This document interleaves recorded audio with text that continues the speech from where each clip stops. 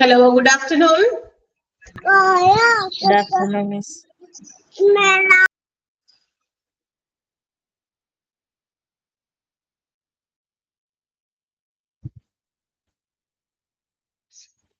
Yes, good afternoon.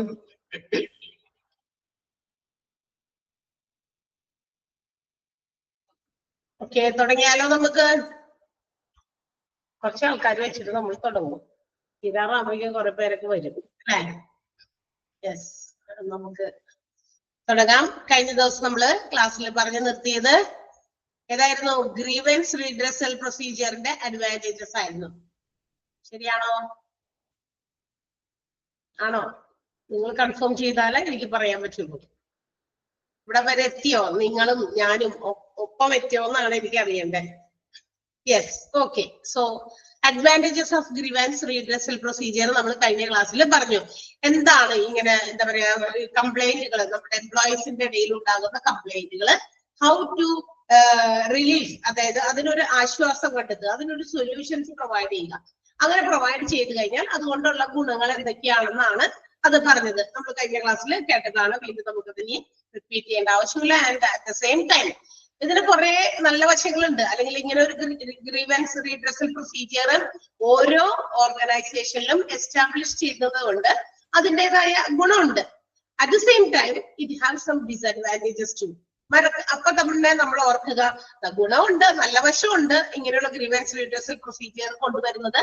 ഓരോ ഓർഗനൈസേഷനിലും കംപ്ലൈന്റുകൾ, എംപ്ലോയീസിന്റെ ഇടയിൽ ഉണ്ടാകുന്ന പ്രശ്നങ്ങൾ, ഇഷ്യൂസ്, കംപ്ലൈന്റുകൾ അത് സോൾവ് ചെയ്ത് ഒരു സ്മൂത്ത് ആയിട്ട് അല്ലെ, അതിന്റെ പാത്തൊക്കെ ക്ലിയർ ചെയ്ത് നല്ല ക്ലിയർ ആയിട്ട് എല്ലാ ഓപ്പറേഷൻസും കൊണ്ടുപോകാനായിട്ട് സാധിക്കും. ഗ്രീവൻസുകൾ, ആളുകളുടെ ഇടയിൽ പരാതികൾ വന്നു കഴിഞ്ഞാൽ അത് അവരുടെ വർക്കിനെ ബാധിക്കും, ഓർഗനൈസേഷന്റെ റിസൾട്ടിനെ ബാധിക്കും, ഓർഗനൈസേഷന്റെ ഡെവലപ്മെന്റിനെ ബാധിക്കും, ചിലപ്പോഴൊക്കെ പല രീതിയിലുള്ള മറ്റു പ്രശ്നങ്ങളിലേക്കും അത് ലീഡ് ചെയ്യും. ഓക്കെ, അപ്പൊ ഇതെല്ലാം ഒഴിവാക്കണമെങ്കിൽ എന്തായാലും ഒരു നല്ല ഗ്രീവൻസ് റീഡ്രസൽ മെഷീനറി ഓരോ ഓർഗനൈസേഷനിലും വേണം.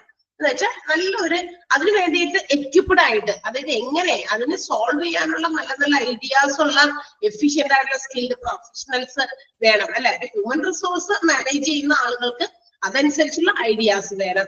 അതിനു വേണ്ടിയിട്ട് അവര് എന്താ പറയാ ഓരോ ഓർഗനൈസേഷനിലും ഈ പറയുന്നതിന് വേണ്ടിയിട്ട് ഒരു കമ്മിറ്റി രൂപീകരിക്കുന്നുണ്ട് നമ്മൾ പറഞ്ഞു. അപ്പൊ ആ കമ്മിറ്റിയിലെ മെമ്പേഴ്സിനും they should have some ideas about that. അവരത് സോൾവ് ചെയ്യാനായിട്ട് എങ്ങനെ പറ്റും, പുതിയ പുതിയ ഐഡിയാസ് കൊണ്ടുവന്ന് ഏതെങ്കിലും ട്രഡീഷണൽ ആയിട്ടുള്ള പണ്ടൊക്കെ ഇതെങ്ങനെ പരിഹരിച്ചു ആ രീതി അല്ലാതെ പുതിയ രീതികൾ അവലംബിച്ച് നമുക്ക് എങ്ങനെ ഇതിനുള്ള സൊല്യൂഷൻസ് കണ്ടെത്താൻ സാധിക്കും. അതിന് ഏറ്റവും പെർഫെക്റ്റ് ആയിട്ടുള്ള ഒരു കമ്മിറ്റി ഫോം ചെയ്തിട്ടുണ്ടാവണം. ആ കമ്മിറ്റിയോടൊപ്പം ആരും കൂടി ഹോസ്പിറ്റൽ നമ്മുടെ ഓർഗനൈസേഷൻസിന്റെ ഏത് ഓർഗനൈസേഷൻ ആയാലും പലതരത്തിലുള്ള ഹോസ്പിറ്റലൊക്കെ വലിയ വലിയ ഓർഗനൈസേഷനാണ്. അപ്പൊ അവിടെയുള്ള എംപ്ലോയീസിനെ മാനേജ് ചെയ്ത് കൊണ്ടുപോകുന്ന ഹ്യൂമൻ റിസോഴ്സ് മാനേജ്മെന്റ് ഒപ്പം ചേർന്നിട്ടാണ് അതിന് വേണ്ടിയിട്ടുള്ള പരിഹാര മാർഗങ്ങളൊക്കെ സ്വീകരിക്കുക.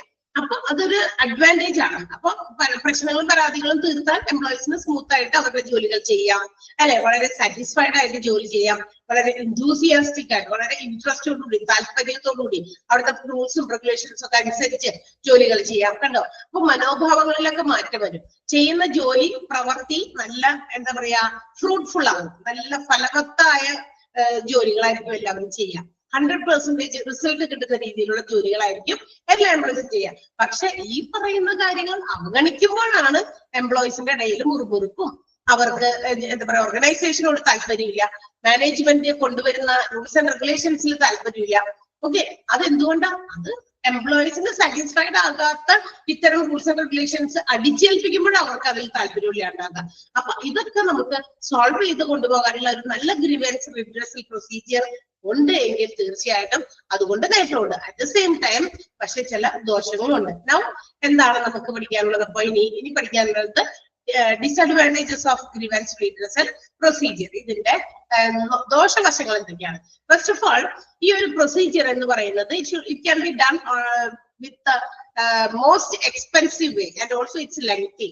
ഈ പ്രൊസീജിയർ എന്ന് പറയുന്നത് പെട്ടെന്ന് തീർക്കാൻ പറ്റുന്ന കാര്യമല്ല. കാരണം എന്താ, നമ്മൾ നേരത്തെ ഗ്രീവൻസിന്റെ കുറച്ച് സ്റ്റെപ്സുകൾ പഠിച്ചു അല്ലെ. ഗ്രീവൻസ് പ്രൊസീജിയറിൽ അതിനകത്ത് വരുന്ന കുറച്ച് സ്റ്റെപ്പ് പഠിച്ചു, ഒരു 6 പഠിച്ചു.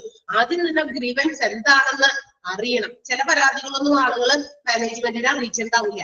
അപ്പൊ എംപ്ലോയീസുമായി കമ്മ്യൂണിക്കേറ്റ് ചെയ്ത് അത് അറിയണം. അറിഞ്ഞതിന് ശേഷം അത് എന്ത് ചെയ്യാം, സോൾവ് ചെയ്യാനുള്ള നടപടികളുടെ ഭാഗമായിട്ട് അതിനൊരു എന്താണ് ആ ഒരു സാധനം എന്താണെന്ന് നിർവചിക്കണം, അതിനൊരു ഡെഫിനിഷൻ കൊടുക്കണം. ഇന്നതാണ് ഇവരുടെ ഗ്രീവൻസിന്റെ കാരണം എന്നുള്ളത് മനസ്സിലായി. എന്നിട്ട് അത് അനലൈസ് ചെയ്യണം. അനലൈസ് ചെയ്യാനായിട്ട് പല സ്ഥലങ്ങളിൽ നിന്ന് പല ഡാറ്റാസ് കളക്ട് ചെയ്യാം. ഒരുപാട് സ്റ്റെപ്സ് ഇൻക്ലൂഡഡ് ആണ്. അതുകൊണ്ടാണ് പറയുന്നത് ഈ ഒരു പ്രൊസീജിയർ കുറച്ച് ലെങ്തി പ്രൊസീജിയർ ആണ്.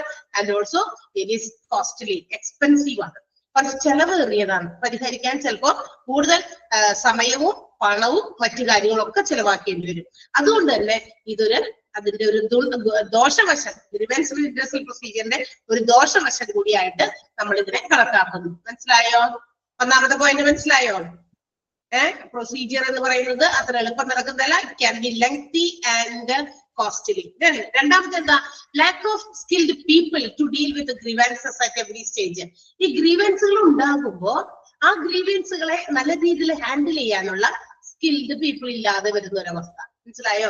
അതായത് സൊല്യൂഷൻസ് കണ്ടെത്തണം, എംപ്ലോയീസിന്റെ കംപ്ലൈന്റുകൾ, പരാതികൾ മാറ്റി കൊടുക്കണം.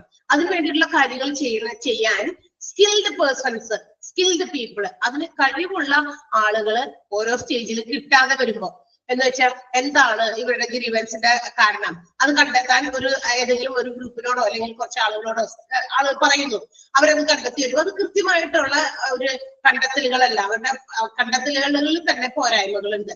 അതാണ് പറയുന്നത് സ്കിൽഡ്. അവരുടെ അറിവും കഴിവും ഉപയോഗിച്ചത് കണ്ടെത്തണം. പക്ഷെ ആ കഴിവില്ലായ്മ എന്തിലേക്ക് നയിക്കും? അത് ഗുണത്തേക്കാളേറെ ദോഷമായിരിക്കും ചെയ്യാം. ഓക്കെ, അപ്പൊ സ്കിൽഡ് ആയിട്ടുള്ള പീപ്പിളിന്റെ അഭാവം കൊണ്ട് എന്തുണ്ടാകാം? ഗ്രീവൻസ് റിഡ്രസൽ പ്രൊസീജിയർ ശരിയായ രീതിയിൽ നടക്കില്ല. അപ്പൊ അത് ദോഷമായിട്ട് തീരും. മനസ്സിലായോ? രണ്ടാമത്തെ പോയിന്റ്. സെക്കൻഡ് പോയിന്റ് ക്ലിയർ ആയോ? Yes. And the third one, different procedures are followed in organisations. ഓരോ ഓർഗനൈസേഷനും അവരുടേതായ പോളിസീസും പ്രൊസീജിയേഴ്സും ആണ് ഫോളോ ചെയ്യുന്നത്. ഇപ്പൊ ഈ ഓർഗനൈസേഷനിൽ കുറച്ച് rules and regulations, policies and procedures ഉണ്ടായിരിക്കും. അതാവണമെന്നില്ല വേറെ അടുത്തുള്ള മറ്റൊരു ഓർഗനൈസേഷനിൽ അവരുടേതായ രീതികളൊക്കെ ഉണ്ട്. അപ്പൊ അത് ചിലപ്പോ can be made some hostile action from the management. അതായത് ചിലപ്പോ അങ്ങനെയുള്ള പോളിസീസ് കൊണ്ടുവരുമ്പോഴേ ചിലപ്പോ എംപ്ലോയീസിന് അത് ചിലതൊന്നും എന്താ പറയാണ്ട് ദഹിക്കില്ല, അല്ലെ? അവർക്ക് അത് ആക്സെപ്റ്റ് ചെയ്യാനുള്ള ഒരു ബുദ്ധിമുട്ടുണ്ട്. അങ്ങനെ വരുമ്പോ ചിലപ്പോ ഒരു ശത്രുതാ മനോഭാവത്തോടെ ശത്രുതാപരമായിട്ടുള്ള ചില ആക്ഷൻസ് മാനേജ്മെന്റ് ഇങ്ങനെയുള്ളവരോട്, ഇത്തരം ഗ്രീവിയന്റ് ആയിട്ടുള്ള എംപ്ലോയീസിനോട് നടപ്പിലാക്കാനായിട്ട് സാധ്യതയുണ്ട്. എന്ന് വെച്ചാൽ നമുക്കറിയാം ഓർഗനൈസേഷന്റെ പോളിസീസും പ്രൊസീജിയേഴ്സും ഒക്കെ ഡിഫറെന്റ് ആണ് ഓരോ ഓർഗനൈസേഷനിലും. അങ്ങനെ വരുമ്പോ ഈ എന്താ പറയാ അവിടുത്തെ പ്രശ്നങ്ങൾ, അത്തരം പ്രൊസീജിയേഴ്സ് കൊണ്ടുവരുമ്പോൾ employees may not be satisfied. അവർ അങ്ങനത്തെ പ്രൊസീജിയേഴ്സ് ഫോളോ ചെയ്യാൻ സാറ്റിസ്ഫൈഡ് ആകില്ല, അല്ലെങ്കിൽ അവർ അതിൽ വിമുഖത കാണിക്കും. വിമുഖത കാണിക്കുമ്പോൾ എന്ത് പറ്റും? അത് ഗ്രീവിയൻസ് ആണല്ലോ, ആളുകളുടെ എംപ്ലോയീസിന്റെ എന്താ പറയാ പ്രശ്നങ്ങൾ, കംപ്ലൈന്റുകളാണ്. അങ്ങനെ വരുന്നവരോട് അല്ലെങ്കിൽ അങ്ങനെ ചെയ്യുന്നവരോട് മാനേജ്മെന്റ് ഒരു പ്രത്യേക രീതിയിലുള്ള ആക്ഷൻ ആയിരിക്കും എടുക്കാം. ദാറ്റ് മീൻസ് നല്ല രീതിയിലല്ല, സൗമ്യപരമായിട്ടുള്ളതല്ല, ഹോസ്റ്റൈൽ ആക്ഷൻ ആണ്, ശത്രുതാപരമായിട്ടുള്ള ഒരു ആക്ഷൻ അത്തരം ഗ്രീവിയന്റ് എംപ്ലോയീസിന്റെ ഇടയിലേക്ക് എടുക്കും. അവരോട് അത്തരം ആ ഒരു ഗ്രൂപ്പിനോട് അല്ലെങ്കിൽ അത്തരം എംപ്ലോയീസിനോട് ആ രീതിയെ കാണുള്ളൂ എന്ന് അവര്. മനസ്സിലായോ? മാനേജ്മെന്റിന്റെ പോളിസീസ് പ്രൊസീജിയേഴ്സ് ഫോളോ ചെയ്യാണ്ട് വരുമ്പോ അത് എന്തെങ്കിലും രീതിയിലുള്ള പരാതികൾ കിടക്കുന്നത് കൊണ്ടാണല്ലോ ഫോളോ ചെയ്യാതെ. അങ്ങനെയുള്ള ഗ്രീവിയന്റ് ആയിട്ടുള്ള എംപ്ലോയീസിനോട് ഓർഗനൈസേഷൻ എടുക്കുന്ന നടപടികൾ ഹോസ്റ്റൈൽ ആക്ഷൻ ആയിരിക്കും, ഒരു ശത്രുതാ മനോഭാവത്തോടു കൂടിയുള്ള ആക്ഷൻസ് ആയിരിക്കും എടുക്കുക. ക്ലിയർ ആണോ? മൂന്നാമത്തെ പോയിന്റ് മനസ്സിലായോ? മനസ്സിലായില്ലെങ്കിൽ വേഗം പറയണം, മനസ്സിലായാലും പെട്ടെന്ന് പറയണം. Okay, next one, final decisions can be withheld by the management. ഇനി ഈ എന്ത് തീരുമാനങ്ങൾ എടുക്കുമ്പോൾ it's upon the management. Final decision is vested upon the management. ഒരു ബിസിനസിനെ സംബന്ധിക്കുന്ന, ഒരു ഓർഗനൈസേഷനെ സംബന്ധിക്കുന്ന ചില തീരുമാനങ്ങൾ കൊണ്ടുവരുമ്പോൾ ആ തീരുമാനങ്ങളുടെ അന്തിമ തീരുമാനം ആരായിരിക്കും എടുക്കുക? അവിടെ പല കാര്യങ്ങളും അങ്ങോട്ടും ഇങ്ങോട്ടൊക്കെ ചർച്ച ചെയ്ത് കമ്മ്യൂണിക്കേറ്റ് ചെയ്ത് പല കാര്യങ്ങളൊക്കെ ഐഡിയാസ് ഒക്കെ ആളുകളിൽ നിന്നൊക്കെ സ്വീകരിക്കും. പക്ഷേ the final decision will be taken by the management. അത് നമ്മൾ ഓർക്കണം. മാനേജ്മെന്റ് ആയിരിക്കും ഫൈനൽ ഡിസിഷൻ എടുക്കാം. പക്ഷേ that final decision may cause frustration among the employees. അങ്ങനെയുള്ള ചില എന്താ പറയാ തീരുമാനങ്ങൾ എടുക്കുമ്പോൾ ചിലപ്പോൾ എംപ്ലോയീസിന്റെ ഇടയിൽ എന്ത് സംഭവിക്കും? അവർക്ക് പലതരത്തിലുള്ള ഫ്രസ്ട്രേഷൻ, ഒരു വെറുപ്പ്, ഒരു മടുപ്പ്, അല്ലെ? അല്ലെങ്കിൽ അത് ഫോളോ ചെയ്യണോ വേണ്ടയോ, അല്ലെ? അങ്ങനെ ഒരു ഫോളോ ചെയ്യാനുള്ള ഒരു മടി നല്ല രീതിയിൽ അവരുടെ പ്രകടനത്തിൽ, അവരുടെ ഓരോ ജോലിയിലും അവരത് പ്രകടമാക്കും. ഓക്കെ, അപ്പോൾ final decision may not be acceptable by the employees. Final decision കൊണ്ടുവരുമ്പോൾ അത് ചിലപ്പോൾ എംപ്ലോയീസിന് തൃപ്തമായിരിക്കണം എന്ന് നിർബന്ധമില്ല, അവർക്ക് സാറ്റിസ്ഫൈഡ് ആവണമെന്ന് നിർബന്ധമില്ല. അങ്ങനെ വരുമ്പോൾ അത്തരം എംപ്ലോയീസിന് ഫ്രസ്ട്രേഷൻ തോന്നും. ഓക്കെ, അപ്പൊ ഫ്രസ്ട്രേഷൻസ് ഒരു നല്ല കാര്യമാണോ? ഓർഗനൈസേഷനിൽ എംപ്ലോയീസ് ഫ്രസ്ട്രേറ്റഡ് ആയിട്ട് ജോലി ചെയ്യുക എന്നുള്ളത് നല്ല കാര്യമാണോ? അല്ല, ഇറ്റ്സ് എ ഡിസഡ്വാൻറ്റേജ്. തീർച്ചയായിട്ടും അതൊരു മോശം കാര്യം തന്നെയാണ്. അത് നല്ല രീതിയിൽ ജോലി ചെയ്തില്ലെങ്കിൽ അത് ഓർഗനൈസേഷനെ എല്ലാത്തിനെയും ബാധിക്കും. അവിടെ നടത്തപ്പെടുന്ന ഓരോ ടാസ്കിനെയും മാത്രമല്ല, ടാസ്ക് ചെയ്താലാണ് കൊടുത്തിരിക്കുന്ന ജോലി വൃത്തിയായി ചെയ്യുമ്പോഴാണ് നല്ല റിസൾട്ട് കിട്ടുക. നല്ല റിസൾട്ട് കിട്ടിയാലോ ഓർഗനൈസേഷൻ ഡെവലപ്ഡ് ആവുള്ളൂ. ഓർഗനൈസേഷന്റെ ഗുഡ് വില്ല്, അതുപോലെ ഓർഗനൈസേഷന്റെ പ്രോഫിറ്റബിലിറ്റി അല്ലെ, ലാഭക്ഷമത, അതുപോലെ ഈച്ച് ആൻഡ് എവറി എംപ്ലോയീസിന്റെ ഗ്രോത്ത്, ഓരോ ജോലിക്കാരനെയും വളർച്ച, ഇതൊക്കെ depends upon the task performed by the employees. ഇതെല്ലാം എന്താ പറയാ ബേസ് ചെയ്തിരിക്കുന്നത് അല്ലെങ്കിൽ ആശ്രയിച്ചിരിക്കുന്നത് അവിടെ ജോലി ചെയ്യുന്ന ജോലിക്കാരുടെ ജോലിയിലാണ്. അപ്പൊ അതിലെന്തെങ്കിലും സംഭവിച്ചു കഴിഞ്ഞാൽ എന്തായി, ഇതെല്ലാം താഴെ പോകും. ഓക്കെ, അപ്പൊ അങ്ങനെയുള്ള ഡിസിഷൻസ് മാനേജ്മെന്റ് എടുക്കുമ്പോൾ അത് may not be acceptable by the employees, may lead to frustration among the employees. അപ്പൊ ഫ്രസ്ട്രേഷൻ വരാൻ സാധ്യതയുണ്ട്. ഓക്കെ, മനസ്സിലായല്ലോ നാലാമത്തെ പോയിന്റ്. അഞ്ചാമത്തെ point, the members or the employees may not react promptly. എന്തെങ്കിലും ഒരു ഓർഗനൈസേഷനിൽ എന്തെങ്കിലും പ്രശ്നം ഉണ്ടാവുന്നുണ്ടല്ലോ, എംപ്ലോയീസ് അത് അപ്പൊ എന്താണ്, അവര് എന്തെങ്കിലും ഒരു കാര്യം ഉണ്ടായാൽ, ഇൻ കേസ് ഏതെങ്കിലും രീതിയിൽ ഇഷ്യൂസ് അവർ ഫേസ് ചെയ്താൽ, it should be promptly communicated or conveyed to the management or the authorised person. എന്തെങ്കിലും ഒരു ഇഷ്യൂ ഉണ്ടായി കഴിഞ്ഞാൽ പെട്ടെന്ന് എന്താ ചെയ്യേണ്ടത്? ഒന്നില്ലെങ്കിൽ മാനേജ്മെന്റിനെ, അല്ലെങ്കിൽ അതിന് അധികാരപ്പെടുത്തിയിരിക്കുന്ന ഒരു വ്യക്തിയോ ഒക്കെ ഉണ്ടായിരിക്കും, അവരെ അറിയിക്കുക. ഇവരെന്ത് ചെയ്യുന്നറിയോ? എംപ്ലോയീസ് പല സമയത്തും പല ഓർഗനൈസേഷനിലും എങ്ങനെയാണെന്നറിയോ, പ്രോംപ്റ്റ് ആയിട്ട് ആക്ട് ചെയ്യില്ല, അല്ലെങ്കിൽ പ്രോംപ്റ്റ് ആയിട്ടുള്ള റിയാക്ഷൻസ് അവർ ചെയ്യില്ല. എന്ന് വെച്ചാൽ പെട്ടെന്ന് അവർ ചെയ്യില്ല. അവിടെ കിടക്കട്ടെ, ഇന്നാവട്ടെ, നാളാവട്ടെ, മറ്റന്നാളാകട്ടെ, അല്ലെങ്കിൽ ഒരാഴ്ച കഴിഞ്ഞ് നോക്കട്ടെ എന്നൊക്കെ പറഞ്ഞിട്ട് കിട്ടും. അതല്ലെങ്കിൽ എന്താ ചെയ്യുന്നറിയോ, ഇവരിതെല്ലാം കൂടി യൂണിയൻ ലീഡർ, അല്ലെങ്കിൽ നമുക്കറിയാലോ എംപ്ലോയീസിന്റെ ഒരു ഹെഡ്, പണ്ടൊക്കെ ട്രേഡ് യൂണിയൻ എന്നാ പറയാ, യൂണിയൻ ഒക്കെ ആയിട്ട് അതിൽ നിന്ന് കുറച്ച് എംപ്ലോയീസിനൊക്കെ സെലക്ട് ചെയ്ത് അവര് ചെയ്യട്ടെ, അവര് ഓൾ ദ ഇഷ്യൂസ് കൈകാര്യം ചെയ്തോട്ടെ, ലുക്ക് ആഫ്റ്റർ ചെയ്തോട്ടെ എന്നുള്ള ഒരു മൈൻഡാണ് ആൾക്ക് വരിക എംപ്ലോയീസിന്. നമ്മളെന്തായാലും ഇതൊക്കെ പറയണേ, യൂണിയൻ ഉണ്ടല്ലോ, യൂണിയൻ എന്താന്ന് വെച്ചാൽ അതിന് വേണ്ടിയിട്ടുള്ള കാര്യങ്ങൾ നടപടികൾ സ്വീകരിക്കട്ടെ എന്ന് പറഞ്ഞ് അങ്ങനെ കൈയൊഴിയും. അങ്ങനെ വരുമ്പോ എന്ത് ചെയ്യും, അവിടെ ഇങ്ങനെ കിടന്ന് യൂണിയൻ അത് ശരിയായ രീതിയിൽ നോക്കാതെ ശ്രദ്ധിക്കാതെ ഒക്കെ പോയാൽ ഈ ചെറിയ ഇഷ്യൂ വലിയ ഇഷ്യൂ ആയി മാറാൻ അധിക സമയം വേണ്ടി വരില്ല. ഓക്കെ, അതാണ് അഞ്ചാമത്തെ problem. The members may not react promptly and become dependent on the union to look after all the issues. എല്ലാ ഇഷ്യൂസും അവര് യൂണിയൻ നോക്കട്ടെ എന്നുള്ള തീരുമാനത്തില് യൂണിയനെ ഡിപ്പെൻഡ് ചെയ്ത് എല്ലാ മെമ്പേഴ്സ് നിൽക്കും, അല്ലാണ്ട് അവര് റിയാക്ട് ചെയ്യൂല. അതാണ് പറഞ്ഞിരിക്കുന്ന കാര്യം. ക്ലിയർ ആയോ? ഡിസ്അഡ്വാൻറ്റേജസ് ഓഫ് ഗ്രീവൻസ് റിഡൽസൽ പ്രൊസീജിയർ മനസ്സിലായല്ലോ? 5 ഡിസ്അഡ്വാൻറ്റേജസ് ആണ്. ഒന്ന്, ലെങ്തി ആൻഡ് കോസ്റ്റ്ലി ആണ്. ആ ഒരു കുഞ്ഞു കഷ്ണം ഒന്ന് അണ്ടർലൈൻ ചെയ്ത് വെച്ചേക്കട്ടാ. ഡിസ്അഡ്വാൻറ്റേജസിൽ ഈ പ്രൊസീജിയർ ലെങ്തി ആൻഡ് കോസ്റ്റ്ലി ആണ്. പിന്നെ ലാക്ക് ഓഫ് പീപ്പിൾ സ്കിൽ, ആവശ്യമുള്ള സ്കില്ലില്ലാത്ത ആളുകളുടെ അഭാവം, അത്രയും മതി. ഓക്കെ, അത്രയും മതി. രണ്ടാമത്തേത്. അടുത്തത് എന്താ പറയാ, hostile action from the management against grievant employees കേട്ടോ. ഗ്രീവന്റ് ആയിട്ടുള്ള എംപ്ലോയീസിന് എതിരെ എന്ത് ചെയ്യുന്നു, ഒരു ശത്രുതാ മനോഭാവമായിട്ടുള്ള ചില ആക്ഷൻസ് ആണ് മാനേജ്മെന്റ് എടുക്കുക. മൂന്നാമത്തേല് അണ്ടർലൈൻ ചെയ്യേണ്ടത് hostile action from the management against grievant employees. Clear? അടുത്തത്, final decision withheld by the management which causes frustration among the employees. അതിന്റെ ഒരു കാര്യം കൂടി പറയണം. ഫൈനൽ ഡിസിഷൻ മാനേജ്മെന്റ് എടുത്തോട്ടെ, പക്ഷെ കുഴപ്പമൊന്നുമില്ല. പക്ഷെ എങ്കിലും അത് ചില തീരുമാനങ്ങൾ എംപ്ലോയീസിന്റെ ഇടയിൽ ഫ്രസ്ട്രേഷൻ ഉണ്ടാക്കുന്നു. അടുത്തത് എന്താ പറയാ, the members may not react promptly. അത്രയും മതി. The members may not react promptly. ഡിസ്അഡ്വാൻറ്റേജസിൽ അത്രയും കഷ്ടമൊക്കെ മതി. ഓക്കെ, താഴെ പറയുന്നതില് ഗ്രീവൻസ് റിഡ്രസൽ പ്രൊസീജിയറുമായി ബന്ധപ്പെട്ടിട്ടുള്ള ഡിസ്അഡ്വാൻറ്റേജസ് അല്ലെങ്കിൽ ഡിമെറിറ്റ്സ് ഏതൊക്കെയാണ് എന്ന് ചോദിച്ചു കഴിഞ്ഞാൽ നമുക്കതൊന്ന് അറിഞ്ഞിരിക്കണം. ക്ലിയർ ആണല്ലോ? മനസ്സിലായല്ലോ? ഇനി ഈ ചാപ്റ്ററിന്റെ, നമ്മുടെ ചാപ്റ്ററിന്റെ പേര് തന്നെ ഗ്രീവൻസ് ഹാൻഡ്ലിംഗ്. എന്തൊക്കെയാണ് ചാപ്റ്ററിന്റെ പേരിനകത്ത് വന്നിരിക്കുന്നത്? Grievance handling, discipline, employee health and safety. ഇത്രയും കാര്യങ്ങളുണ്ട് കേട്ടോ. അപ്പൊ നമ്മൾ ഇതിന്റെ ഒരു പാർട്ട്, 1/3 ഓഫ് ദ പാർട്ട് കഴിഞ്ഞു. 3 സെഷൻസ് ഉണ്ട്. ഗ്രീവൻസ് ഹാൻഡ്ലിംഗ് ഉണ്ട്, ഡിസിപ്ലിൻ ഉണ്ട്, പിന്നെ എംപ്ലോയി ഹെൽത്ത് ആൻഡ് സേഫ്റ്റി എന്ന് പറയുന്ന മറ്റൊരു ഭാഗമുണ്ട്. അപ്പൊ അതിന്റെ ഒരു ഭാഗം, ഈ 3 ഭാഗത്തിൽ 1/3 കഴിഞ്ഞു, ഒരു ഭാഗം കഴിഞ്ഞു. ആൻഡ് സെക്കൻഡ് പാർട്ടിലേക്കാണ് നമ്മൾ കടക്കുന്ന ഈ ഒരു ചാപ്റ്ററിന്റെ employee discipline. What you mean by discipline?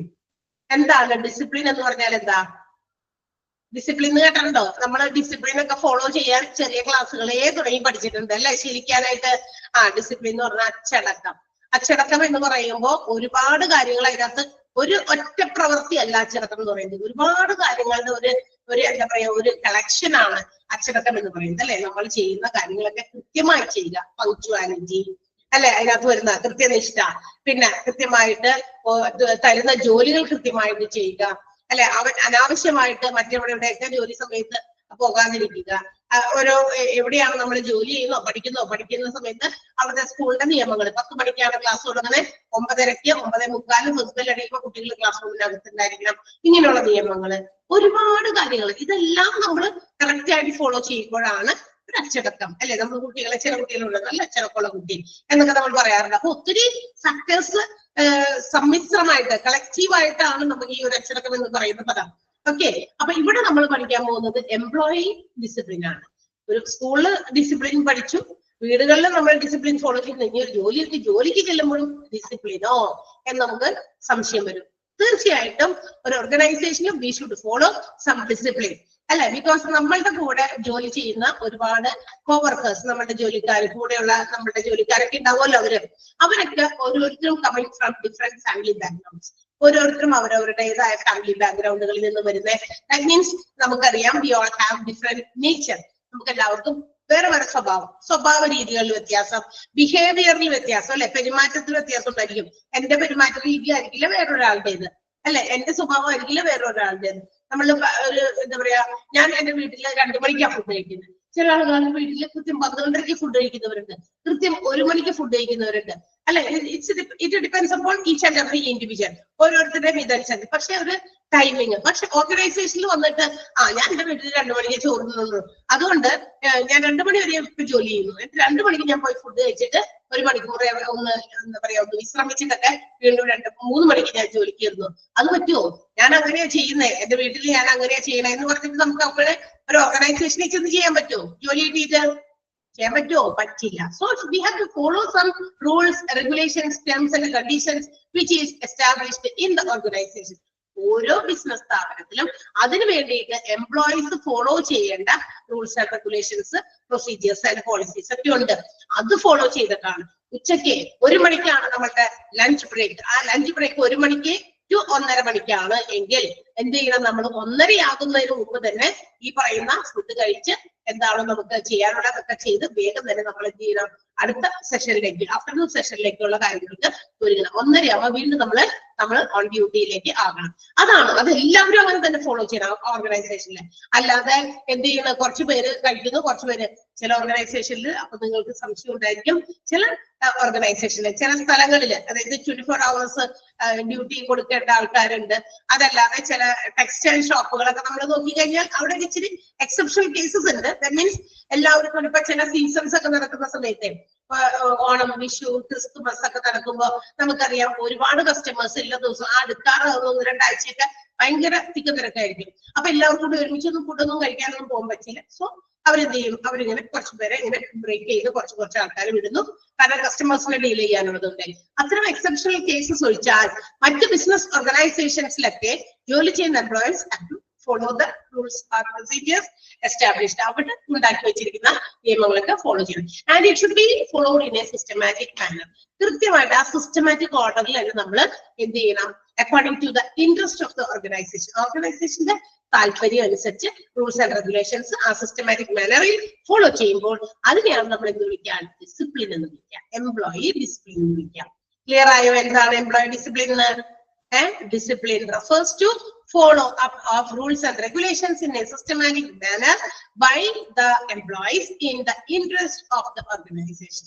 ഓർഗനൈസേഷന്റെ താല്പര്യങ്ങൾക്ക് അനുസരിച്ച് എംപ്ലോയീസ് ഒരു സിസ്റ്റമാറ്റിക് മാനറിൽ ഒരു ഓർഗനൈസേഷന്റെ rules and regulations follow up ചെയ്യുമ്പോൾ അതിനെ വിളിക്കുന്ന പേരാണ് ഡിസിപ്ലിൻ. ആ സെന്റൻസ് അണ്ടർലൈൻ ചെയ്യാമോ? അണ്ടർലൈൻ ചെയ്യാം. Okay, then see, so according to that terms and conditions, അപ്പൊ ഒരു ഓർഗനൈസേഷന്റെ ടേംസ് ആൻഡ് കണ്ടീഷൻസ് ഒക്കെ should be in their minds of the employees. എംപ്ലോയീസിന്റെ മനസ്സിലുണ്ടായിരിക്കാം ഇന്നതാണ്. ഇപ്പൊ ഒരു എക്സാമ്പിൾ പറയാണ്, ഒരു ഓർഗനൈസേഷനിൽ അവിടുത്തെ ഡ്യൂട്ടിക്ക് കയറേണ്ട സമയം 9:30 ആണ് എന്ന് വിചാരിക്കുക, ആൻഡ് ലീവിംഗ് ടൈം 5 o'clock ആണെന്ന് വിചാരിക്കുക.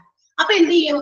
9:30 കഴിഞ്ഞിട്ടല്ല നമ്മൾ വരേണ്ടത്, അല്ലെ? 9 to കറക്റ്റ് ഷാർപ്പ് 9:30ക്കോ അല്ലെങ്കിൽ അതിന് മുമ്പോ വേണമെങ്കിൽ വരാം. അതിന് മുമ്പ് എന്ന് പറയുമ്പോൾ ചില ആൾക്കാർക്ക് ചിലപ്പോ കറക്റ്റ് 9:30ക്ക് വന്നിട്ട് ഓഫീസിന്റെ ആ ഉള്ളിലത്തെ ഭാഗത്തേക്ക് കാലെടുത്ത് ഇങ്ങനെ വലതുകാലം വെക്കുന്ന ആ സമയം കൂടുതലല്ല ഉദ്ദേശിച്ചത്. അതല്ല, നമുക്ക് ആ ടൈമിംഗ് നമുക്കറിയാം. അപ്പൊ എത്ര മണിക്ക് ഇറങ്ങിയാലാണ് അല്ലെങ്കിൽ ഏത് ബസ് പിടിച്ചാലും നമുക്ക് ആ റൈറ്റ് ടൈമിൽ അല്ലെങ്കിൽ അതിന് കുറച്ച് മുമ്പാണെങ്കിൽ 5-10 മിനിറ്റ് മുമ്പാണെങ്കിൽ നമുക്ക് എത്താൻ സാധിക്കാം. Okay, so keeping every terms and conditions in the mind of the employees. അപ്പൊ ഓരോ എംപ്ലോയീസും ആ കമ്പനിയുടെ അവൻ ജോലി ചെയ്യുന്ന ഓർഗനൈസേഷന്റെ ടേംസ് ആൻഡ് കണ്ടീഷൻസ് അവരുടെ മനസ്സിൽ സൂക്ഷിച്ചിട്ട് വേണം എന്ത് ചെയ്യേണ്ടത്? they have to perform their duties. അത് അവരുടെ ജോലികൾ ചെയ്യേണ്ടത്. അപ്പോഴാണ് എന്താകുക? നമ്മൾ ഡിസിപ്ലിൻ ആകുക. 9:30ക്കാണ് നമുക്ക് പഞ്ചിങ് ടൈം. ചിലർക്ക് പഞ്ചിങ് ഉണ്ട്, ചിലർക്ക് പഞ്ചിങ് ഒന്നുമില്ല.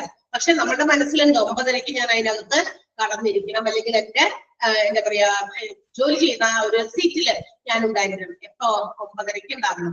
9:30ക്ക് വീട്ടിൽ നിന്ന് ഇറങ്ങാനല്ല, 9:30ക്ക് എന്റെ സീറ്റിൽ എനിക്ക് ഇരിക്കണം എന്ന് ഉണ്ടെങ്കിൽ എംപ്ലോയീസ് അതനുസരിച്ച് ഒരുങ്ങണം, റെഡിയാകണം, എത്തണം. ഓക്കെ, അതപ്പോ എന്താണ്? ആ ഓർഗനൈസേഷന്റെ ടേംസ് അങ്ങനെയാണ്. ചില സ്ഥലത്ത് 10 മണിക്ക് കയറിയാൽ മതി, എന്നാൽ ചില സ്ഥലത്ത് 8 മണിക്ക് കയറേണ്ടതുണ്ട്. അങ്ങനെയാണെങ്കിൽ എന്ത് ചെയ്യുന്ന ആ സമയം, ആ എത്ര ആണ് സമയം, അത് അവരുടെ മനസ്സിലുണ്ടായിട്ട് കൃത്യമായിട്ട് വരിക. അല്ലാണ്ട് 9:30ക്ക് പറഞ്ഞു 9:35 എത്തി, 5 മിനിറ്റല്ലേ വൈകിയുള്ളൂ, 5 മിനിറ്റിൽ ഇപ്പൊ എന്ത് ജോലി ചെയ്യാനാ എന്നൊക്കെ നമുക്ക് തോന്നും. പക്ഷെ അതല്ലല്ലോ ശരി.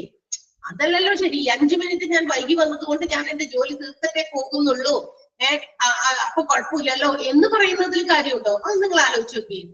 ഒരു 9:30ക്ക് ജോലിക്ക് വരണം എന്നുള്ള റൂൾസ് ആൻഡ് റെഗുലേഷൻസ് ആണ് ഓർഗനൈസേഷൻ വെക്കുന്നത്. ആൾ ഒരു 5-10 മിനിറ്റ് വൈകി വരുന്നു, 30-35 ആളുടെ സീറ്റിൽ വന്നിരിക്കുന്നു. പക്ഷെ ആളുടെ ഡ്യൂട്ടി കറക്റ്റ് ആയിട്ട് അത് ഫുൾ ചെയ്യുന്നു. പക്ഷെ അങ്ങനെയാണെങ്കിൽ അതൊരു അവിടുത്തെ റൂൾസ് ആൻഡ് റെഗുലേഷൻസിന് എഗെയിൻസ്റ്റ് ആണ് എന്ന് നിങ്ങൾക്ക് തോന്നുന്നുണ്ടോ? ആണോ അല്ലയോ? ഞാൻ ചോദിക്കട്ടെ, നിങ്ങളോട് ചോദിക്കട്ടെ, ആണോ? റൂൾസ് ആൻഡ് റെഗുലേഷൻസിന് എഗെയിൻസ്റ്റ് ആണ് എന്നല്ലേ പറഞ്ഞത് അനിത?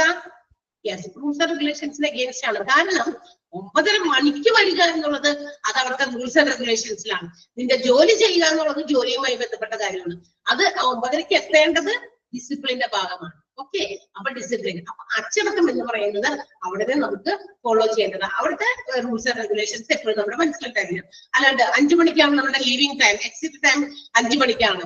5 മണിക്ക് എന്നുള്ളതിന് 5 മണിക്ക് എനിക്ക് അവിടെ ബസ് സ്റ്റോപ്പിൽ ചെന്ന് എനിക്കൊരു വേഗം ബസ് കിട്ടും, 5 മണിക്ക് ഞാൻ ഒന്ന് വേഗം അവിടെ പോയി നിൽക്കട്ടെ. എല്ലാ ദിവസവും അങ്ങനെ ഇവിടെ നിന്ന് 4:55 ഇറങ്ങിയിട്ട് ബസ് സ്റ്റോപ്പിലേക്ക് എത്താൻ 5 മിനിറ്റ് ദൂരം ഉണ്ട്, അതുകൊണ്ട് ഞാൻ അവിടെ എത്തുമ്പോഴേക്കും 5 മണിയുടെ ബസ് വരും, അതിന് കയറി പോട്ടെ എന്ന് പറയുന്നത് ശരിയാണോ? തീർച്ചയായിട്ടും അല്ല. 5 മണി വരെ നമ്മൾ ആ സീറ്റിൽ തന്നെ ഉണ്ടാകണം. ആഫ്റ്റർ 5 മണി എന്നുള്ളത് 5:01 ആവുമ്പോൾ നമുക്ക് എന്ത് ചെയ്യാം? സീറ്റിൽ നിന്ന് എഴുന്നേറ്റ് നമുക്ക് കൊണ്ടുപോയിട്ട് പോകാം. ഓക്കെ, അതാണ് അതിന്റെ റൂൾസ് ആൻഡ് റെഗുലേഷൻസ് സിസ്റ്റമാറ്റിക് ഓർഡറിൽ ഫോളോ ചെയ്യണം. അപ്പൊ നമ്മൾ ഈ റൂൾസ് ആൻഡ് റെഗുലേഷൻസ് നമ്മുടെ മനസ്സിൽ സൂക്ഷിച്ചിട്ട് നമ്മൾ കാര്യങ്ങൾ ചെയ്യുന്നു. അപ്പൊ എന്തായി? അപ്പൊ നമുക്ക് പറയാം എംപ്ലോയീസ് ഡിസിപ്ലിൻസ്, നല്ല ഡിസിപ്ലിൻ ഉള്ള എംപ്ലോയി. കണ്ട, കറക്റ്റ് പക്കയാണ്. ഷാർപ്പ് ടൈമിൽ ആൾ അവിടെ ഉണ്ട്, ഷാർപ്പ് ടൈമിലാണ് ഇറങ്ങുന്നത്, കൃത്യമായ സമയങ്ങളിൽ ആ ജോലി ചെയ്യുന്നു. ലഞ്ച് ബ്രേക്ക് ഒന്നും 1 മിനിറ്റ് കൂടുതലോ കുറവോ ഒന്നും കൊടുക്കാതെ കൃത്യമായിട്ട് ആ സമയം ഫോളോ ചെയ്യുന്നു. Okay, everything will be okay. അപ്പൊ എല്ലാം എന്തായി? ഡിസിപ്ലിൻഡായി. അങ്ങനെ നമ്മൾ കൊച്ചുകുട്ടികളെ പഠിപ്പിക്കില്ലേ, ഇത് ഇങ്ങനെയാ പഠിക്കണ്ടേ?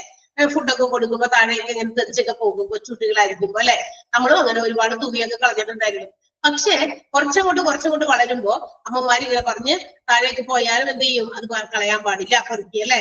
അങ്ങനെയൊക്കെ വെക്കും. അപ്പൊ നമ്മൾ കളയാൻ പാടില്ല, ഇങ്ങനെ വൃത്തിയില്ലാതെ കഴിക്കാൻ പാടില്ല, ഇങ്ങനെയാ കഴിക്കണ്ടേ അവർ ശീലിപ്പിക്കും. അതൊക്കെ ഡിസിപ്ലിന്റെ ഭാഗമാണ്. ഒരുപാട് കാര്യങ്ങൾ നമ്മൾ കുട്ടികളെ പഠിപ്പിക്കുന്നത്. അതുപോലെ we have to follow some discipline in organizations. ഓർഗനൈസേഷനിലും നമ്മൾ ഡിസിപ്ലിൻ പാലിക്കുന്നുണ്ട്. And the main function of management, ഒരു ഓർഗനൈസേഷനിൽ, ഏത് ഓർഗനൈസേഷനിലാണെങ്കിലും എന്താണ്, ഒരു ഓർഗനൈസേഷന്റെ മാനേജ്മെന്റ് എപ്പോഴും അവരുടെ ഏറ്റവും പ്രധാനപ്പെട്ട ഫംഗ്ഷൻ എന്ന് പറയുന്നത് എംപ്ലോയി ഡിസിപ്ലിൻ ആണ്. എംപ്ലോയീസിനെ ഡിസിപ്ലിൻഡ് ആക്കുക. അപ്പോഴാണ് മാനേജ്മെന്റ് അതിന്റെ കൃത്യമായ നിർവഹണം നടത്തുന്നുള്ളൂ. മാനേജ്മെന്റ് എന്ത് ചെയ്യണം?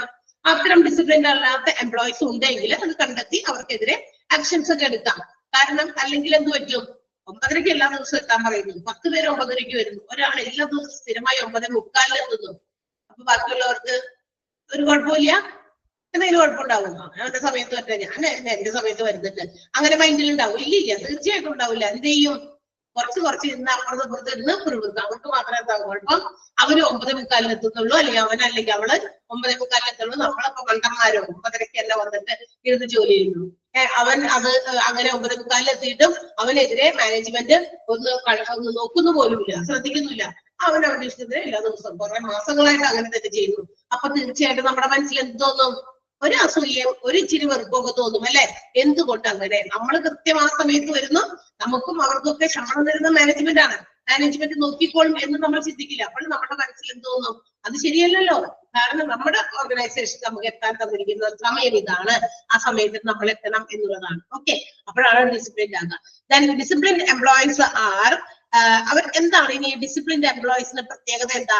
They are not only capable for facing competition. ഈ ഡിസിപ്ലിൻഡ് ആയിട്ടുള്ള എംപ്ലോയീസിന്റെ പ്രത്യേകത എന്താ അറിയോ? നമുക്കെതിരെ എന്തെങ്കിലും തരത്തിലുള്ള ഒരു മത്സരം ഓർഗനൈസേഷൻ അകത്ത് ഏതെങ്കിലും തരത്തിലുള്ള കോമ്പറ്റീഷൻസ് നമ്മൾ ഫേസ് ചെയ്താലും അതിനെയൊക്കെ നമുക്ക് നല്ല എന്താ പറയാ പുഷ്പം പോലെ അല്ലെ, പുല്ല് പോലെ നമുക്ക് അതിനെയൊക്കെ നേരിടാൻ പറ്റും. അത്തരം കോമ്പറ്റീഷൻസിനെ നേരിടാം. And also there will be higher productivity. നമുക്കറിയാം. അതുപോലെ തന്നെ എന്ത് കിട്ടും? നമ്മുടെ ഓർഗനൈസേഷൻ എംപ്ലോയീസ് ഡിസിപ്ലിൻഡ് ആയി കൃത്യസമയത്തിന് വരുന്നു, ജോലികൾ ചെയ്യുന്നു, കൃത്യമായി ലീവ് ചെയ്യുന്നു, യാതൊരു രീതിയിലും പ്രശ്നങ്ങളൊന്നുമില്ല എങ്കിൽ ഒരു ഓർഗനൈസേഷന്റെ വളർച്ച കണ്ടോ, ഇൻഡസ്ട്രിയൽ ഗ്രോത്ത് ഉണ്ടാകും.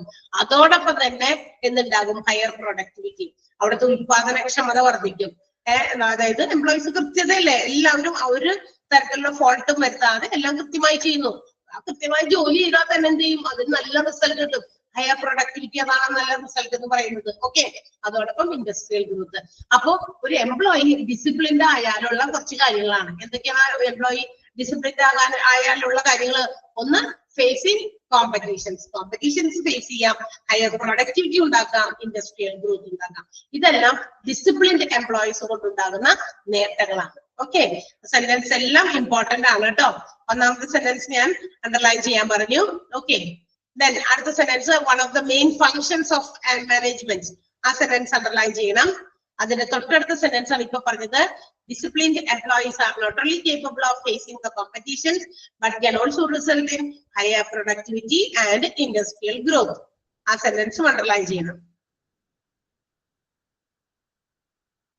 ചെയ്തോ? 1, 2, 3 സെന്റൻസ് ആണ് ഞാനിപ്പോ ഈ ഡിസിപ്ലിൻ എന്ന് പറയുന്ന ടോപ്പിക് കഴിഞ്ഞിട്ട് അണ്ടർലൈൻ ചെയ്യാൻ പറഞ്ഞത്.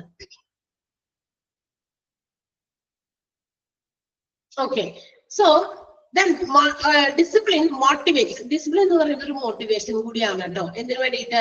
to perform the work in a coordinated manner.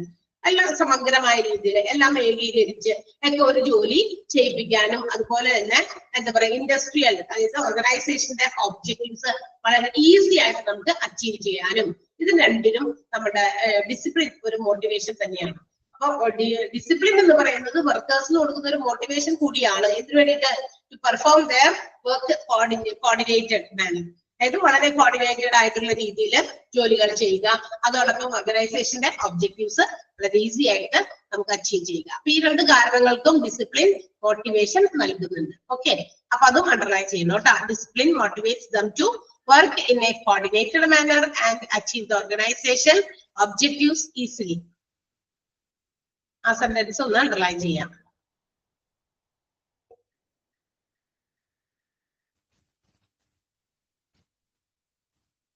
ഇതോ ഡൗട്ടൊന്നുമില്ലല്ലോ ഇത്രയും പറഞ്ഞതില്? ഡിസിപ്ലിൻ ഒക്കെ ഇങ്ങനെയൊക്കെ ഉള്ളത് കുഞ്ഞ് നല്ല എളുപ്പമുള്ള ഭാഗമാണ് കേട്ടോ, വലിയ ബുദ്ധിമുട്ടൊന്നുമില്ലേ? ഓക്കെ, ഇനി there are some definitions given by different great people about discipline. ഇനി ഡിസിപ്ലിനുമായി ബന്ധപ്പെട്ടുള്ള ചില ആളുകൾ കൊടുത്തിരിക്കുന്ന ഡെഫിനിഷൻസ് ആണ്. ഒന്ന്, ഡെയിൽ എസ് ബീച്ച് കൊടുത്തിരിക്കുന്ന ഒരു ഡെഫിനിഷൻ ആണ്. Discipline regulates by reward or penalty the human behavior. അതായത് ഹ്യൂമൻ ബിഹേവിയറിന്റെ ഒരു എന്താ പറയാ, ഹ്യൂമൻ ബിഹേവിയറിനെ റെഗുലേറ്റ് ചെയ്യാനുള്ള ക്രമപ്പെടുത്തുക അല്ലെ, കൺട്രോൾ ചെയ്യുക എന്നുള്ളതാണ്. ഹ്യൂമൻ ബിഹേവിയറിനെ കൺട്രോൾ ചെയ്ത് നടത്താനുള്ള ഒരു കാര്യമാണ്, ഒരു കൺട്രോളിങ് ഒരു സാധനമാണ് ഡിസിപ്ലിൻ എന്ന് പറയുന്നത്. എന്ന് വെച്ചിട്ടുണ്ടെങ്കിൽ നമുക്ക് നിയന്ത്രണമില്ലാതെ ചില കാര്യങ്ങൾ വേണമെങ്കിൽ ചെയ്യാം. പക്ഷെ ഒരു ഓർഗനൈസേഷനിൽ നമ്മൾ ഇരിക്കുമ്പോൾ അത് കുറച്ച് നിയന്ത്രിതമായിട്ട് ചെയ്യുള്ളൂ. ഇപ്പൊ നമ്മുടെ ജോലി ചെയ്യുകയാണ്, നമ്മുടെ വീട്ടിലാണെങ്കിൽ നമ്മളിപ്പോ ചിലപ്പോൾ എന്തെങ്കിലും ഒരു കാര്യം കാണുന്നു, ഭയങ്കര ഒച്ചത്തിലൊക്കെ ചിരിച്ച് അട്ടഹസിച്ചൊക്കെ നമ്മൾ അതിന് റിയാക്ഷൻസ് ചെയ്യും ഇല്ലേ? എന്താ ചിരിക്കേണ്ട ഒരു സമയം വരുമ്പോ നമ്മൾ ചിലപ്പോ ഒരു നിയന്ത്രണമില്ലാതെ നന്നായി ഉറക്കിയൊക്കെ ചിരിക്കും അല്ലെ? പരിസരം നോക്കൂല. ബിക്കോസ് നമുക്കറിയാം ഇറ്റ്സ് അവർ പേഴ്സണൽ ഏരിയ അല്ലെ, നമ്മുടെ വ്യക്തിപരമായ ഏരിയ ആണ് നമ്മുടെ വീട് എന്ന് പറയുന്നത്. അവിടെ അല്ലാതെ പിന്നെ നമ്മൾ എവിടെയാ പോയിട്ട് പൊതുവേദിയിലോ പൊതു സ്ഥലത്തോ വന്നിട്ട് അങ്ങനെ എന്തെങ്കിലും അങ്ങനത്തെ ഒരു സീൻ കാണുമ്പോഴോ കേൾക്കുമ്പോഴോ നമ്മൾ ചിരിക്കാൻ പറ്റുമോ? നമുക്ക് അത്തരം സ്ഥലത്ത് പറ്റില്ല. വീടുകളിൽ നമ്മൾ എങ്ങനെ ബിഹേവ് ചെയ്യുന്നു അങ്ങനെ. പക്ഷെ അതേ തരത്തില് അതുപോലെ തന്നെ ഒരു സിറ്റുവേഷൻ നമുക്ക് ഒരു ഓർഗനൈസേഷനിൽ വെച്ചിട്ടാണ് ഉണ്ടായത്. ഏതെങ്കിലും ഒരു തമാശ കാണുമോ അല്ലെ മറ്റേതെങ്കിലും തമാശപരമായിട്ടുള്ള എന്തെങ്കിലും കേൾക്കുകയോ ഒക്കെ ചെയ്ത് കഴിയുമ്പോൾ കൺട്രോൾഡ് മാനറിലായിരിക്കും ചിരിക്കുക. അത്രയും തന്നെ ഉച്ചത്തിൽ നമുക്ക് ചിരിക്കാം. പക്ഷെ നമ്മൾ എന്ത് ചെയ്യും? ഒന്ന് കൺട്രോൾ ചെയ്യും. നമ്മൾ തന്നെ ഒന്ന് റെഗുലേറ്റ് ചെയ്യും. നമ്മുടെ ആ ഒരു വോയിസിനെയും മറ്റു ഇമോഷനെയും ഒന്ന് കൺട്രോൾ ചെയ്യും അല്ലെ. അപ്പൊ ഡിസിപ്ലിന് അങ്ങനെ ഒരു കഴിവുണ്ട്. എന്താണ്? നമ്മളുടെ ഹ്യൂമൻ ബിഹേവിയറിൽ അത്തരം റെഗുലേഷൻസ് കൊണ്ടുവരാനുള്ള കഴിവുണ്ട് എന്നാണ് സ്പീച്ച് പറയുന്നത്. അപ്പൊ ഇതിന് ഈ പറയുന്ന ആ ഒരു ബിഹേവിയറൽ പാറ്റേൺ നമ്മളിങ്ങനെ കൺട്രോൾ ചെയ്യുന്നതുകൊണ്ട് ഡിസിപ്ലിൻഡ് ആകുമ്പോൾ ഇതിന് 2 റിവാർഡുകളുണ്ട്. ഒന്ന്, ഒരു പോസിറ്റീവ് ആണെങ്കിൽ, നല്ല രീതിയിലുള്ള ഡിസിപ്ലിൻ ആണെങ്കിൽ അതിനൊരു പ്രതിഫലം അല്ലെ, ഒരു റിവാർഡ്, ഒരു അവാർഡ് കിട്ടും. അതേസമയം മോശമാണെങ്കിലോ, ഡിസിപ്ലിൻ നല്ലതല്ല, മോശമായിട്ടുള്ള ഡിസിപ്ലിൻഡ് ആയിട്ടുള്ള ആളാണ്, ഇൻഡിസിപ്ലിൻഡ് ആണ് എങ്കിലോ ആളിൽ നിന്ന് പിഴയും ഈടാക്കും. പെനാലിറ്റി അല്ലെ. പെനാലിറ്റി എന്ന് പറഞ്ഞാൽ എന്താ? പിഴ. അപ്പൊ നമ്മൾ സ്കൂളിലൊക്കെ പഠിക്കുമ്പോഴേ ഡിസിപ്ലിന്റെ ഭാഗമാണ് കൃത്യമായി സമയത്തിന് സ്കൂളിൽ കുട്ടികൾ എത്തുക എന്നുള്ളത് അല്ലെ. കൃത്യം ടൈമിങ്ങിൽ സ്കൂളിൽ എത്തുക. പണ്ടൊക്കെ അങ്ങനെ സ്കൂളിലൊക്കെ വൈകി എത്തുമ്പോ ടീച്ചേഴ്സ് പറയും വൈകിയാ വന്നത്, അതുകൊണ്ട് 5 രൂപ ഫൈൻ, 10 രൂപ ഫൈൻ അല്ലെ. ഫൈൻ എന്ന് പറയും, പിഴ ഈടാക്കുന്നു. അത് എന്തുകൊണ്ടാ? Because we violate the discipline. നമ്മൾ അവിടുത്തെ ഡിസിപ്ലിൻ തെറ്റിക്കുന്നത് കൊണ്ട്. ഒരു കുട്ടിക്ക് നമ്മൾ അങ്ങനെ അനുവദിച്ചു കൊടുത്താൽ നെക്സ്റ്റ് ഡേ ഓൺവേർഡ്സ് 1 2 കുട്ടികൾ വൈകി വരാൻ തുടങ്ങും. അടുത്ത ദിവസം അതും അൺനോട്ടീസ്ഡ് ആണെങ്കിൽ, നമ്മൾ ആരും നോട്ടീസ് ചെയ്യുന്നില്ല, മാനേജ്മെന്റോ പ്രിൻസിപ്പലോ ടീച്ചേഴ്സോ ഒന്നും നോട്ടീസ് ചെയ്യുന്നില്ല, അടുത്ത ആഴ്ച വരുമ്പോ ചിലപ്പോ 3 5 പേര് വൈകി വരാൻ തുടങ്ങും. കാരണം അവിടെ അങ്ങനെ പ്രശ്നമൊന്നുമില്ലേ, ഞങ്ങൾ ചെന്നാ മതി എന്ന മൈൻഡായി. ഓക്കെ. അപ്പൊ ഡിസിപ്ലിന് രണ്ട് ഇതുണ്ട്, 2 പ്രതിഫലമുണ്ട്. ഒന്ന് റിവാർഡായിട്ടും ഒന്ന് പെനാൽറ്റി ആയിട്ടും വരാൻ സാധ്യതയുണ്ട് എന്നാണ് ആര് പറയുന്നത്? ഡെയ്ലർ സ്പീച്ച് പറയുന്നത്. അതുകൊണ്ട് അതൊന്ന് അണ്ടർലൈൻ ചെയ്തേക്കാം. Discipline regulates by reward or penalty the human behaviour. Human ബിഹേവിയറിന് കിട്ടുന്ന പ്രതിഫലമോ അല്ലെങ്കിൽ പിഴയോ ആണ് എന്ത്? ഡിസിപ്ലിൻ എന്ന് പറയുന്നത്. ഡിസിപ്ലിന്റെ റെഗുലേഷൻ ഒന്ന് അണ്ടർലൈൻ ചെയ്തേക്കട്ടെ. ആരുടേതാണ് എന്ന് വേണമെങ്കിൽ ചോദിക്കാം. According to dash discipline regulates എന്ന് പറഞ്ഞിട്ട് ആ സെന്റൻസ് അങ്ങനെ തന്നെ തന്ന് ചോദിക്കാൻ സാധ്യതയുണ്ട്. അതുകൊണ്ടാണ് അണ്ടർലൈൻ ചെയ്യാൻ പറഞ്ഞത്. Then the same. ഇനി മറ്റൊരാള് ഗാരി ഡെസ്ലറും മറ്റൊരു ഡെഫിനിഷൻ ഡിസിപ്ലിനെ കുറിച്ച് പറഞ്ഞിട്ടുണ്ട്. Discipline is a procedure that corrects or punishes a subordinate because a rule or procedure has been violated. Rule or procedure എന്നാണ് കേട്ടോ, ഓഫ് അല്ല. റൂൾ ഓർ പ്രൊസീജിയർ എന്നാണോ നിങ്ങൾ കിടക്കുന്നത്? എന്റെ നോട്ടിലൂടെ ഓഫ് എന്നാണ് ഇപ്പൊ കാണുന്നത്. ഓഫാണോ ഓറാണോ? ഓഫ് അല്ല, എന്തായാലും ഓറാണ് ആക്കുക കേട്ടാ. റൂൾ ഓർ പ്രൊസീജിയർ ഓഫ് എന്നാണ് കിടക്കണേ അല്ലെ. ഓക്കെ, അതൊന്ന് സ്ട്രൈക്ക് ചെയ്തിട്ട് അവിടെ ഓർ എന്നാക്കാം കേട്ടാ. അപ്പൊ ഡിസിപ്ലിൻ എന്ന് പറയുന്നത് ഗാരി ഡെസ്ലർ പറയുന്നു, ഡിസിപ്ലിൻ എന്ന് പറയുന്നത് എന്തിനു വേണ്ടിയിട്ടുള്ളതാണെന്നറിയോ? ഇത് നമ്മളെ കറക്റ്റ് ചെയ്യാനാണ്, അല്ലെങ്കിൽ ഒരു പണിഷ്മെന്റ്, ഒരു ശിക്ഷയ്ക്ക് വേണ്ടിയിട്ടാണ്. എന്തിനാ? ആർക്ക് കൊടുക്കുന്ന ശിക്ഷ? സബോർഡിനേറ്റ്. മാനേജ്മെന്റ് സബോർഡിനേറ്റ്, തന്റെ കീഴ് ജീവനക്കാര് ഏതെങ്കിലും തരത്തിലുള്ള റൂൾസോ പ്രൊസീജിയേഴ്സോ, അതാണ് പറഞ്ഞേക്കണേ, റൂൾസ് ഓർ പ്രൊസീജിയേഴ്സ് ആണ്. റൂൾസോ പ്രൊസീജിയേഴ്സോ വയലേറ്റ് ചെയ്യുന്നത് കൊണ്ട് അത്തരം ആളുകൾക്ക്, അത്തരം സബോർഡിനേറ്റ്സിന് കൊടുക്കുന്ന, അവരെ കറക്റ്റ് ചെയ്യാനോ അവരെ ശിക്ഷിക്കാനോ വേണ്ടി കൊടുക്കുന്ന ഒരു പ്രൊസീജിയർ, അതാണ് ഡിസിപ്ലിൻ എന്ന് പറയുന്നത്. കാരണം ഇതാണ് ഇവിടുത്തെ ഡിസിപ്ലിൻ. ഇത്ര സമയത്ത് വരണം, അതാണ് അതിന്റെ ഡിസിപ്ലിൻ എന്ന് പറയുന്നു. അപ്പൊ അവരെ കറക്റ്റ് ചെയ്യിക്കാണ്. നാളെ മുതൽ ഇത് പറ്റില്ല. കാരണം 9 എന്നുള്ളത് നമ്മളിവിടെ നമ്മളുടെ സീറ്റിൽ എത്തേണ്ട സമയമാണ്. 9:35 വന്നിട്ട് 5 മിനിറ്റ് വൈകിയുള്ളൂ എന്ന് മാനേജ്മെന്റിനോട് ചോദിക്കുന്നതല്ല ശരി. ഓക്കെ, സോ 9:30 എന്ന് പറയുന്നത് is the sharp time to start your duty. അപ്പൊ ആ സമയത്ത് you should must have present at your seat. നമ്മുടെ സീറ്റിൽ ഉണ്ടായിരിക്കണം അന്നേരം. അല്ലാതെ ഞാൻ അവിടെ ഉണ്ടായിരുന്നു, ഇവിടെ എത്തിയിട്ടുണ്ടായി, ബസ് സ്റ്റോപ്പിൽ എത്തി 9:30 ആയപ്പോ ഇന്നൊന്നും പറയുന്നതിൽ അർത്ഥമില്ല. ചിലര് സ്വന്തമായിട്ട് ഇങ്ങനെയുള്ള ചില കാരണങ്ങളൊക്കെ നമ്മൾ പറയുമല്ലോ, വൈകിയതിന് കുറെ റീസൺസ് ഒക്കെ ഉണ്ടാക്കുമല്ലോ. അപ്പൊ അതൊന്നും പറഞ്ഞിട്ട് കാര്യമില്ല. അത് ഇറ്റ് ഈസ് അഗേൻസ്റ്റ് ഡിസിപ്ലിൻ. ഡിസിപ്ലിന് അഗേൻസ്റ്റ് ആണ്. അപ്പൊ അങ്ങനെയുള്ളവർക്ക് കറക്ഷൻസ് കൊടുക്കുക, അല്ലെങ്കിൽ പണിഷ്മെന്റ് കൊടുക്കേണ്ടവർക്ക് പണിഷ്മെന്റ് കൊടുക്കുക. പിന്നെ റൂള് തിരിച്ചു, അല്ലെങ്കിൽ പ്രൊസീജിയർ വയലേറ്റ് ചെയ്തു എന്നതുകൊണ്ട്. വയലേഷൻ എന്ന് പറഞ്ഞാൽ ലംഘനം എന്നാണ് കേട്ടോ. അപ്പൊ ആ ഒരു ഡെഫിനിഷനും അണ്ടർലൈൻ ചെയ്യാം. ഗാരി ഡെസ്ലർ തന്നിരിക്കുന്ന ഡിസിപ്ലിന്റെ ഡെഫിനിഷൻ മനസ്സിലായോ? 2 ഡെഫിനിഷനും ക്ലിയർ ആണോ എല്ലാവർക്കും? വലിയ കട്ടിയായിട്ടുള്ള വാക്കുകളൊന്നും അവര് ഡെഫിനേഷനിലൊന്നും ഉപയോഗിച്ചിട്ടില്ല. സിമ്പിൾ സെന്റൻസ് ആയിട്ടാണ് തന്നിരിക്കുന്നത്. Okay, now let's see which are the nature of discipline. ഈ ഡിസിപ്ലിന്റെ സ്വഭാവ രീതികൾ അല്ലെങ്കിൽ നേച്ചർ എന്ന് പറയുമ്പോൾ എന്താ, ഏതൊക്കെ രീതിയിൽ നമ്മുടെ ഡിസിപ്ലിൻ ഉണ്ട് എന്ന് നമുക്ക് നോക്കാം. First one, standard behaviour. Standard behaviour ആണ്. സ്റ്റാൻഡേർഡ് ബിഹേവിയർ എന്ന് പറഞ്ഞാൽ എന്താ, ഒരു പ്രത്യേക സ്റ്റാൻഡേർഡിൽ ഒരു നിലവാരത്തില് ഉള്ള പെരുമാറ്റം. നമുക്കറിയാം, നമ്മുടെ വീടുകളിൽ നമുക്ക് ഏത് സ്റ്റാൻഡേർഡിലുള്ള ബിഹേവിയറും നടത്താം അല്ലെ. നമ്മുടെ വീടിനകത്തായിരിക്കുമ്പോൾ നമുക്ക് ഏത് രീതിയിലും ഏത് നിലവാരത്തിലും നല്ല ഹൈ നിലവാരത്തിൽ വേണമെങ്കിൽ അങ്ങനെ പോകാം. ഒരു എന്താ പറയാ, ഒരു കുറച്ച് ഇതൊക്കെ ഇട്ട് വെയിറ്റ് ഇട്ടിട്ടുള്ള രീതിയിൽ നമുക്ക് ബിഹേവ് ചെയ്യാം. ഭയങ്കര മോഡറേറ്റ് ആയിട്ടുള്ള രീതിയിൽ ബിഹേവ് ചെയ്യാം. താഴ്ന്ന രീതിയിൽ നമുക്ക് ബിഹേവ് ചെയ്യാം. കാരണം അത് നമ്മുടെ ഏരിയ ആണ്. അതുകൊണ്ട് നമുക്ക് അങ്ങനെയൊക്കെ ചെയ്യാം. പക്ഷെ in an organisation we should follow some standard behaviour. ഒരു ഓർഗനൈസേഷനിൽ ജോലി ചെയ്യുന്ന ജോലിക്കാർ ഒരു പ്രത്യേക നിലവാരത്തിലായിരിക്കും എല്ലാവരും അവരുടെ പെരുമാറ്റം നടത്തേണ്ടത്. That means every organisation have certain objectives. അവർക്കറിയാം ഓരോ എംപ്ലോയീസിന്റെയും ഓരോ ലക്ഷ്യങ്ങളുണ്ട് ഓരോ എംപ്ലോയീസിനെ കുറിച്ചിട്ട്. ഇപ്പൊ ഒരാളുടെ ആൾ ചെയ്യേണ്ട കാര്യങ്ങൾ എന്തൊക്കെയാണ്, അല്ലെങ്കിൽ അവരിൽ നിന്ന് എന്തൊക്കെയാണ് പ്രതീക്ഷിക്കുന്നത് എന്ന് ഒരാളിൽ നിന്ന് ഉണ്ടായിരിക്കാം. അല്ലെങ്കിൽ ഒരു കൂട്ടം എംപ്ലോയീസിൽ നിന്ന് ഇന്നതൊക്കെയായിരിക്കും മാനേജ്മെന്റ് പ്രതീക്ഷിക്കുക. മറ്റൊരു കൂട്ടരിൽ നിന്ന്. അപ്പൊ ഓരോ എംപ്ലോയീസിനെ കുറിച്ച് ഓരോ ഒബ്ജക്റ്റീവും ഒരു ഓർഗനൈസേഷൻ ഉണ്ട്. So to achieve the organisational goal, നമുക്കറിയാം ഓർഗനൈസേഷന് അതിൻ്റെതായ ഒരു ലക്ഷ്യമുണ്ട്. നല്ല രീതിയിൽ ജോലി ചെയ്യണം, നല്ല എന്താ പറയാ ഹൈ പ്രൊഡക്ടിവിറ്റി, ഉത്പാദനക്ഷമതയെ കിട്ടണം, നല്ല റിസൾട്ട് കിട്ടണം, നല്ല പേര് സമ്പാദിക്കണം, ഗുഡ് വിൽ സമ്പാദിക്കണം, നല്ല പ്രോഫിറ്റ് ഉണ്ടാക്കണം. ഓക്കെ, ഇതൊക്കെ ഉണ്ടാക്കണം. ആരുപയോഗിച്ചിട്ട്? എംപ്ലോയീസിനെ അതിനു വേണ്ടിയിട്ട് ഒരുക്കുകയാണ്. അവരുടെ സ്റ്റാൻഡേർഡ് ബിഹേവിയർ, എംപ്ലോയീസിന്റെ സ്റ്റാൻഡേർഡ് ബിഹേവിയർ എന്താണ്, can be formulated by following some code of conduct of the organization. ഒരു ഓർഗനൈസേഷന്റെ കോഡ് ഓഫ് കോണ്ടാക്ട്. എന്താണ് കോഡ് ഓഫ് കോണ്ടാക്ട് എന്ന് കേട്ടിട്ടുണ്ടോ നിങ്ങള്? കോഡ് ഓഫ് കോണ്ടാക്ട് എന്ന് കേട്ടിട്ടുണ്ടോ? അതായത് പെരുമാറ്റ ചട്ടങ്ങൾ എന്നാണ് ഉദ്ദേശിക്കുന്നത്. അതായത് the way of behaviour which the employees have to be followed in an organisation. ഒരു ഓർഗനൈസേഷനിൽ ഏത് രീതിയിൽ ബിഹേവ് ചെയ്യണം, എങ്ങനെ പെരുമാറണം, എങ്ങനെയുള്ള കാര്യങ്ങൾ സംസാരിക്കണം, അതിന് എന്താ പറയാ തോന്നിയ പോലെ നമ്മളുടെ ജോലി ചെയ്യുന്നുണ്ട്. പക്ഷെ എന്നാലും തോന്നിയ പോലെ അങ്ങോട്ടും ഇങ്ങോട്ടൊക്കെ ഡ്യൂട്ടി ടൈമിലൊക്കെ ഓടി നടക്കുക, ആവശ്യമില്ലാത്ത കുശലാന്വേഷണത്തിന് പോകുക, ഇതൊന്നും പാടില്ലല്ലോ. അപ്പൊ അവിടെ ഓരോ ഓർഗനൈസേഷനിലും ഒരു കോഡ് ഓഫ് കോണ്ടാക്ട് ഉണ്ട്. അത് ഫോളോ ചെയ്ത് ആ ഒരു സ്റ്റാൻഡേർഡ് ബിഹേവിയർ എംപ്ലോയീസ് കീപ്പ് ചെയ്തിട്ട് have to attain their organisational goal. എന്ത് ചെയ്യാൻ പറ്റും?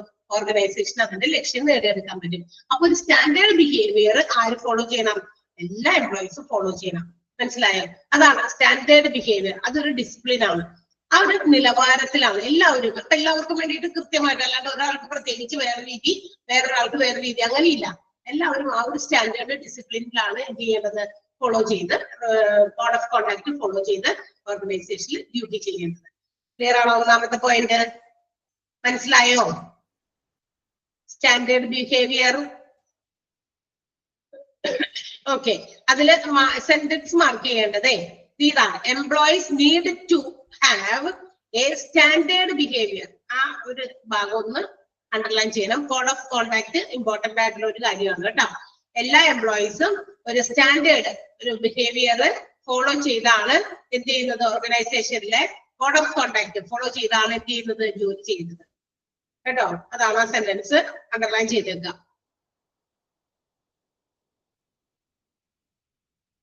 യെസ്. അടുത്തത് എന്താണ്? നമ്മുടെ ഡിസിപ്ലിന്റെ മറ്റൊരു നേച്ചർ ആണ് മോട്ടിവേറ്റിംഗ് ഫോഴ്സ്. അത് നമ്മൾ നേരത്തെ പറഞ്ഞു. ഒരു ആ ലൈൻ ഫുൾ വേണ്ട. Employees need to have a standard behaviour which can be achieved. ഒരു നല്ലൊരു സ്റ്റാൻഡേർഡ് ബിഹേവിയർ എംപ്ലോയീസിന് എല്ലാ ഓർഗനൈസേഷനിലും വേണം. അത് നമുക്ക് എങ്ങനെ കിട്ടും? By following the code of conduct formulated by the organisation.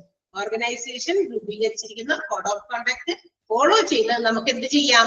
ഓരോ എംപ്ലോയീസിനും അവരുടെ ആ പെരുമാറ്റത്തിന്റെ നിലവാരം കീപ്പപ്പ് ചെയ്യാൻ പറ്റും.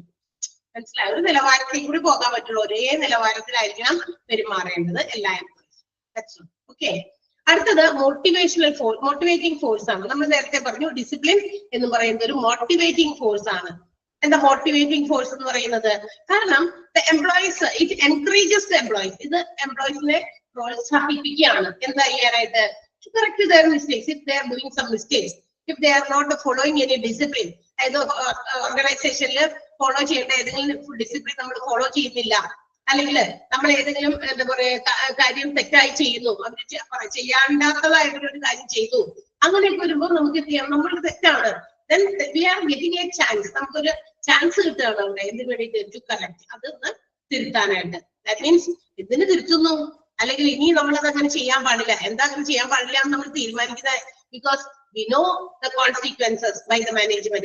മാനേജ്മെന്റ് ആ അത്തരം കാര്യങ്ങളിൽ എന്ത് നിലപാടുകൾ എടുക്കും, അതിന്റെ അനന്തരഫലം എന്തായിരിക്കും എന്നൊക്കെ നമുക്ക് അറിയാം. if we are violating any policy, ഓർഗനൈസേഷന്റെ എന്തെങ്കിലും ഡിസിപ്ലിൻ പോളിസി ഒക്കെ നമ്മൾ ലംഘിച്ചാൽ അതുകൊണ്ടുണ്ടാകാവുന്ന ദൂഷ്യവശങ്ങൾ അറിയാമെന്നത് കൊണ്ട് എന്ത് ചെയ്യും, നമ്മൾ മിസ്റ്റേക്ക് വരാതിരിക്കാനായിട്ട് പരമാവധി ശ്രമിക്കും. വന്നാൽ അത് തിരുത്താനും കൂടി നമുക്ക് ഒരു അവസരം കൂടിയാണ്. ഇതെല്ലാം എന്താണ്, അതുകൊണ്ടാണ് എന്ത് പറയുന്നത്, ഡിസിപ്ലിൻ ഒരു മോട്ടിവേറ്റിംഗ് ഫോഴ്സ് ആണെന്ന് പറയുന്നത്. ഓക്കെ, ആ ഒരു രീതിയിലാണ് ഡിസിപ്ലിൻ മോട്ടിവേറ്റിംഗ് ഫോഴ്സ് ആണെന്ന് പറയുന്നത്. മനസ്സിലായോ? മോട്ടിവേറ്റിംഗ് ഫോഴ്സ് ക്ലിയർ ആണോ? ഓക്കെ, ആ ഒരു സെന്റൻസ് ഒന്ന് അണ്ടർലൈൻ ചെയ്യാമോ? അതൊന്ന് ഫുൾ അണ്ടർലൈൻ ചെയ്യണം. Discipline act as A motivating force because it encourages the employees to correct their mistakes or misconduct after anticipating the consequences they may face if they violate the discipline policy.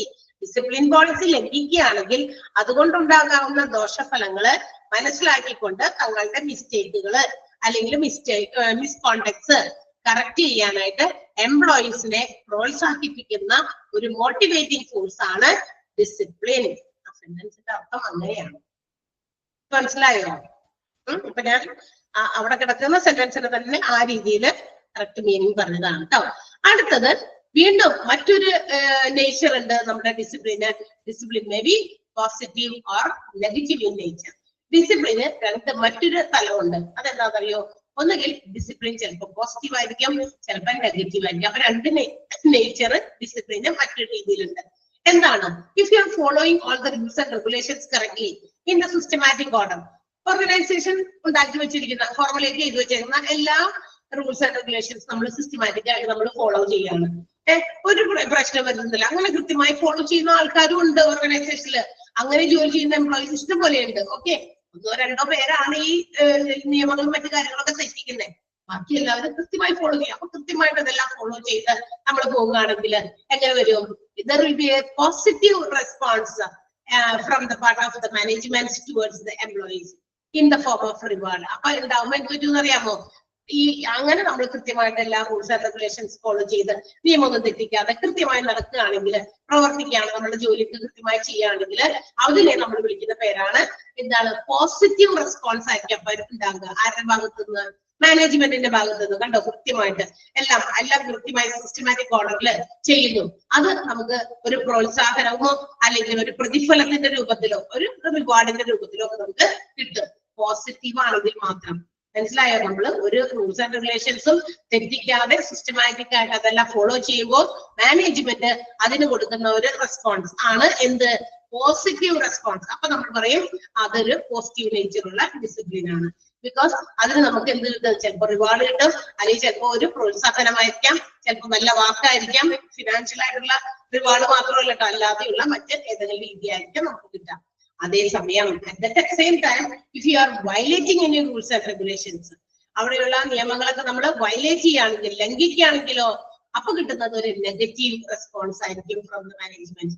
മാനേജ്മെന്റിന്റെ ഭാഗത്തുനിന്ന് കിട്ടുന്നത് negative response ആയിരിക്കാം. മാത്രമല്ല it will affect, എന്തിനെ affect ചെയ്ത്? എംപ്ലോയീസിന്റെ advancement, growth, നമ്മളുടെ വളർച്ചയെ അത് ബാധിക്കും. എന്താണ്? എപ്പോഴും ഡിസിപ്ലിൻ അല്ലാതെയാണ്. തോന്നിയ സമയത്ത് വരുന്നു, ഇവിടെ തന്നെ ജോലിക്ക് വന്നു കഴിഞ്ഞാൽ 10 പ്രാവശ്യം പുറത്തേക്ക് ഇറങ്ങി പോകുന്നു, ഇരിപ്പുറയ്ക്കുന്നില്ല, ജോലി കൃത്യമായി ചെയ്യുന്നില്ല.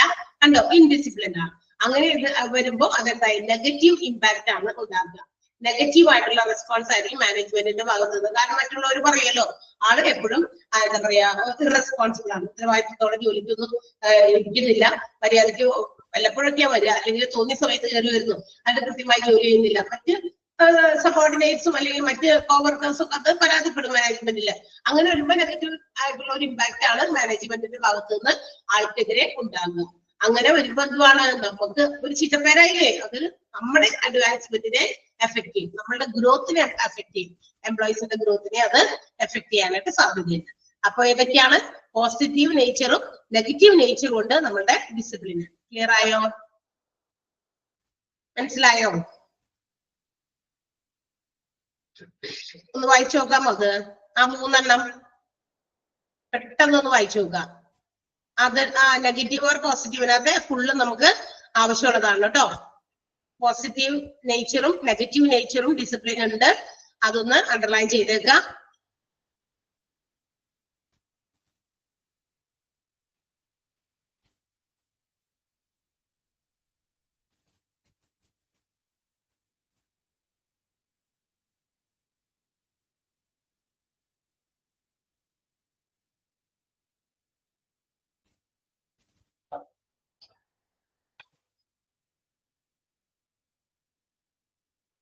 കഴിഞ്ഞോ?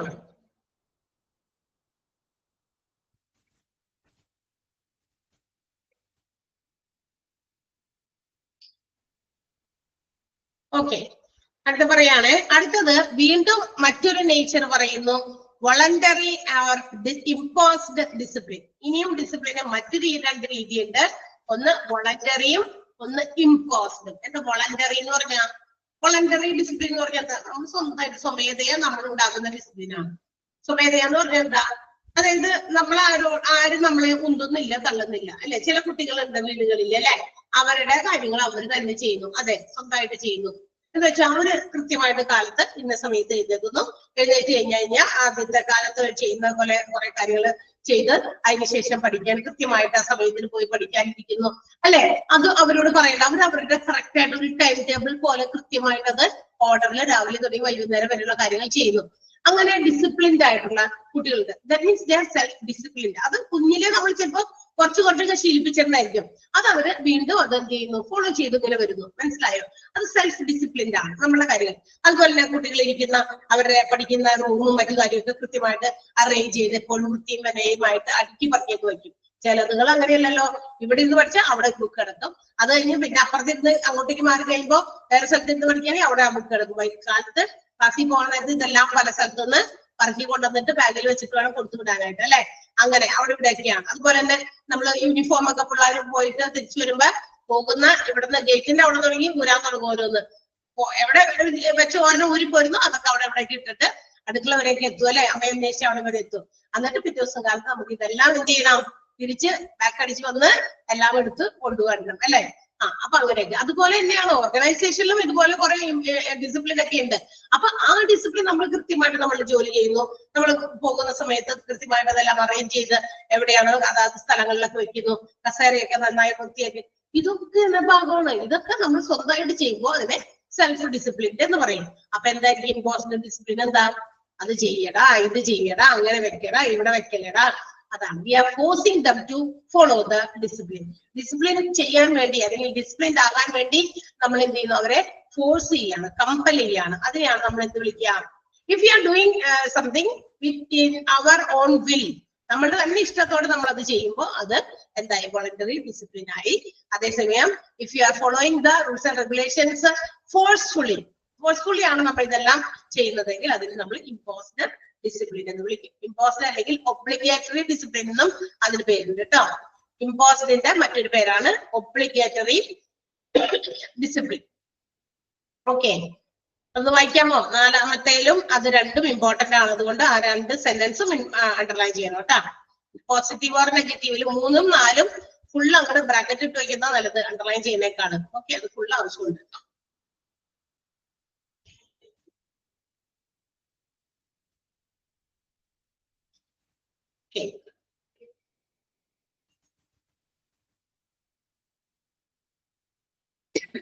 ഓക്കെ, അടുത്തത് എന്താ? അടുത്ത നേച്ചർ എന്ന് പറയുന്നത് റൈറ്റ് ഓഫ് ദ മാനേജ്മെന്റ്. മറ്റൊരു ഡിസിപ്ലിന്റെ മറ്റൊരു രൂപമാണ് it's the right of the management. See in an organization, it is the right of the organization to implement the rules and regulations. ഒരു ബിസിനസ് ഓർഗനൈസേഷനിൽ ചില നിയമങ്ങളും ചില റെഗുലേഷൻസ് ഒക്കെ കൊണ്ടുവരണം. എന്തിനു വേണ്ടിയിട്ടാ? It is for the betterment or advancement of the employees. എംപ്ലോയീസിന്റെ തന്നെ നന്മയ്ക്ക് വേണ്ടിയിട്ടാ കുറെ ഇത്തരം നിയമങ്ങളൊക്കെ കൊണ്ടുവരുന്നത്. ഈ സമയത്ത് വരണം, ഇന്ന സമയത്ത് ലഞ്ച്, ഇന്ന സമയത്ത് പോകാൻ പാടുള്ളൂ. ഇത്തരം റൂൾസ് ആൻഡ് റെഗുലേഷൻസ് എംപ്ലോയീസിന്റെ ബെറ്റർമെന്റിന് വേണ്ടിയിട്ട് തന്നെയാണ്. അവർ തമ്മിൽ പരസ്പരം അങ്ങോട്ടും ഇങ്ങോട്ടും ഇനി എന്തെങ്കിലും തരത്തിലുള്ള എന്താ പറയാ ചില കാര്യങ്ങളൊക്കെ വരാൻ ഇഷ്യൂസ് വരാൻ സാധ്യതയുണ്ടല്ലോ. നീ നേരത്തെ വെക്കും നേരത്തെ വെക്കുന്നു അങ്ങനെയൊക്കെ. അതൊന്നും ഇല്ലാതിരിക്കാൻ അവരുടെ ഗ്രോത്ത്, എംപ്ലോയീസിന്റെ ഗ്രോത്തിനെ കൂടി മനസ്സിലാക്കിയിട്ടാണ് ഓർഗനൈസേഷൻസിൽ റൂൾസ് ആൻഡ് റെഗുലേഷൻസ് എന്താണ് ഉണ്ടാക്കി വെച്ചിരിക്കുന്നത്. മാത്രമാണോ? അല്ല. It is the right of the management. അത് മാനേജ്മെന്റിന്റെ അവകാശമാണ്. ഞാനിവിടെ എന്റെ ഓർഗനൈസേഷനിൽ ഇന്ന രീതികളാണ് നടപ്പിലാക്കിയിരിക്കുന്നത്, അത് നീ ഫോളോ ചെയ്യണം എന്നുള്ളത് അവരുടെ അവകാശവുമാണ്. അപ്പൊ ഈ രണ്ട് കാര്യങ്ങൾക്ക് വേണ്ടിയിട്ടും എന്ത് ചെയ്യുന്നുണ്ട്? ഡിസിപ്ലിൻ എസ്റ്റാബ്ലിഷ് ചെയ്യുന്നുണ്ട് അല്ലെങ്കിൽ ഫോർമുലേറ്റ് ചെയ്യുന്നുണ്ട്. റൂൾസ് ആൻഡ് റെഗുലേഷൻസ് ഓർഗനൈസേഷനിൽ കൊണ്ടുവരുന്നത് രണ്ട് കാര്യങ്ങൾക്കാണ്. ബെറ്റർമെന്റ് ഓഫ് ദ ഓർഗനൈസേഷന്റെ നന്മയ്ക്കും and also at the same time right of the മാനേജ്മെന്റിന്റെ ഒരു എന്താ പറയാ അവകാശത്തോട് വേണ്ടിയിട്ടാണ്. ഓക്കെ. അപ്പൊ അതിന് വേണ്ടിയിട്ട് നമ്മൾ എന്ത് ചെയ്യും? അവിടുത്തെ കോഡ് ഓഫ് കോണ്ടാക്ട്, അവിടുത്തെ രീതികൾ നമ്മൾ ഫോളോ ചെയ്യും. അപ്പൊ കോഡ് ഓഫ് കോണ്ടാക്ട് പക്ഷെ ചില സമയത്ത് ചില ഓർഗനൈസേഷൻസ് എന്ത് ചെയ്യുന്നറിയോ? അൺജസ്റ്റ് ആയിട്ടുള്ള എന്ന് വെച്ചാൽ എന്താ ഒരു ന്യായമല്ലാത്ത രീതിയിലുള്ള ചില കോഡ് ഓഫ് കോണ്ടാക്ട് കൊണ്ടുവരും. ഇന്ന ചെയ്യണം എന്ന് വെച്ചാൽ നമ്മള് എംപ്ലോയീസിന് അത് പ്രാവർത്തികമാക്കാൻ പറ്റുമോ ഇല്ലേ, പറ്റൂല എന്ന് അറിഞ്ഞിട്ടും ചില കോഡ് ഓഫ് കോണ്ടാക്ടുകൾ കൊണ്ടുവരും അടിച്ചേൽപ്പിക്കാനുള്ള രീതിയിൽ. അങ്ങനെ വരുമ്പോ എന്ത് ചെയ്യാം? അത് തീർച്ചയായിട്ടും നമുക്ക് ഫോളോ ചെയ്യാൻ പറ്റില്ല. It may be deniable. എന്ത് ചെയ്യും? നമുക്കത് പറ്റില്ല എന്നുള്ള രീതിയിൽ ഓർഗനൈസേഷനോട് പറയാം, ഞങ്ങൾക്ക് ഇത് ഫോളോ ചെയ്യാനായിട്ട് പറ്റുന്നില്ല. അല്ലാത്ത റൂൾസ് ആൻഡ് റെഗുലേഷൻസ് ഒക്കെ നമ്മൾ ഫോളോ ചെയ്യാൻ ബാധ്യസ്ഥരാണ്. അങ്ങനെയുള്ള റൂൾസ് ആൻഡ് റെഗുലേഷൻസ് മാനേജ്മെന്റ് കൊണ്ടുവന്നാൽ അത് മാനേജ്മെന്റിന്റെ അവകാശവുമാണ്. അത് നമ്മുടെ ഓർഗനൈസേഷന്റെ ഗ്രോത്ത്, വളർച്ച, ഡെവലപ്മെന്റ് ഇതിനൊക്കെ വേണ്ടി ഉപകരിക്കുന്നതുമാണ്. അല്ലാതെ അടിച്ചേൽപ്പിക്കുന്ന ഏതെങ്കിലും അതിന്റെ ഫോളോ ചെയ്യാൻ പറ്റാത്തതാണ്. അങ്ങനത്തെ റൂൾസ് ആൻഡ് റെഗുലേഷൻസ് കൊണ്ടുവരുമ്പോൾ അത് അൺജസ്റ്റ് ആണ്. അത് ചിലപ്പോൾ എന്ത് ചെയ്യും? എംപ്ലോയീസ് എതിർക്കും, അവരത് ചിലപ്പോൾ ചെയ്തു എന്ന് വരില്ല. ഓക്കെ. അപ്പൊ ആദ്യത്തെ സെന്റൻസ് ഒന്ന് അണ്ടർലൈൻ ചെയ്യണം കേട്ടോ. Implementing rules and regulations or the employees on the employees for the betterment of the organization is need as well as the right of the management. അവിടെ വരും. അതൊരു അത്യാവശ്യവുമാണ്, അതേസമയം ഓർഗനൈസേഷനിലെ മാനേജ്മെന്റിന്റെ അവകാശവുമാണ്. ക്ലിയർ ആയോ?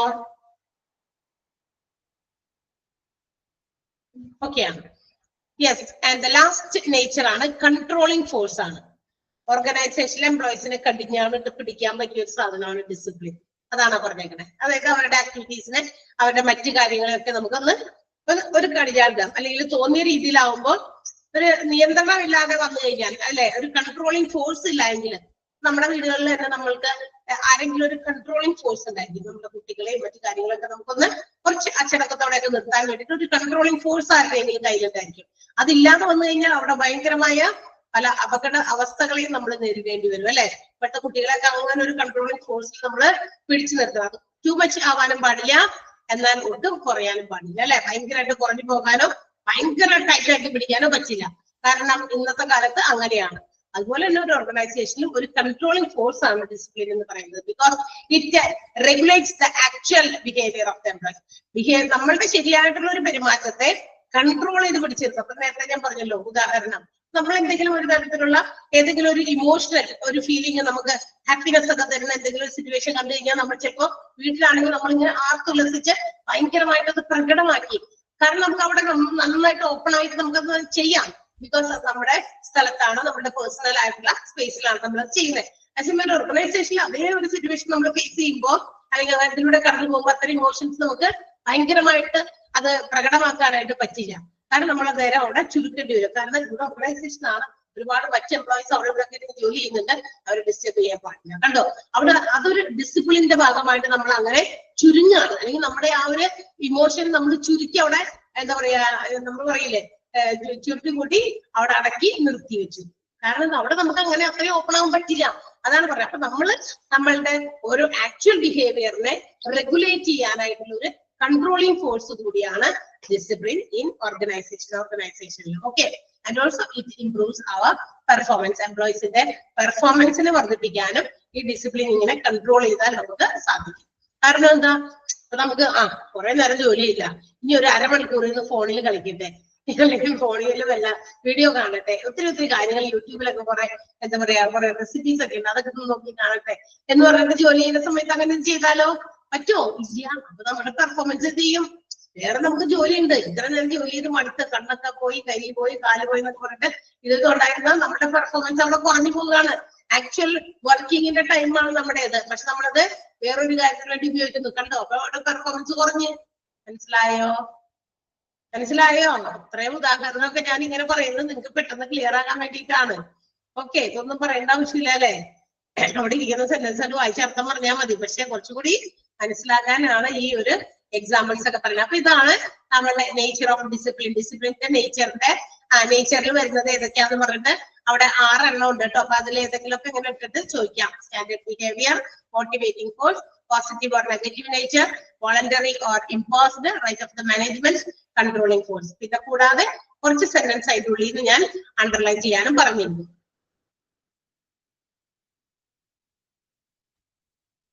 ഓക്കെ,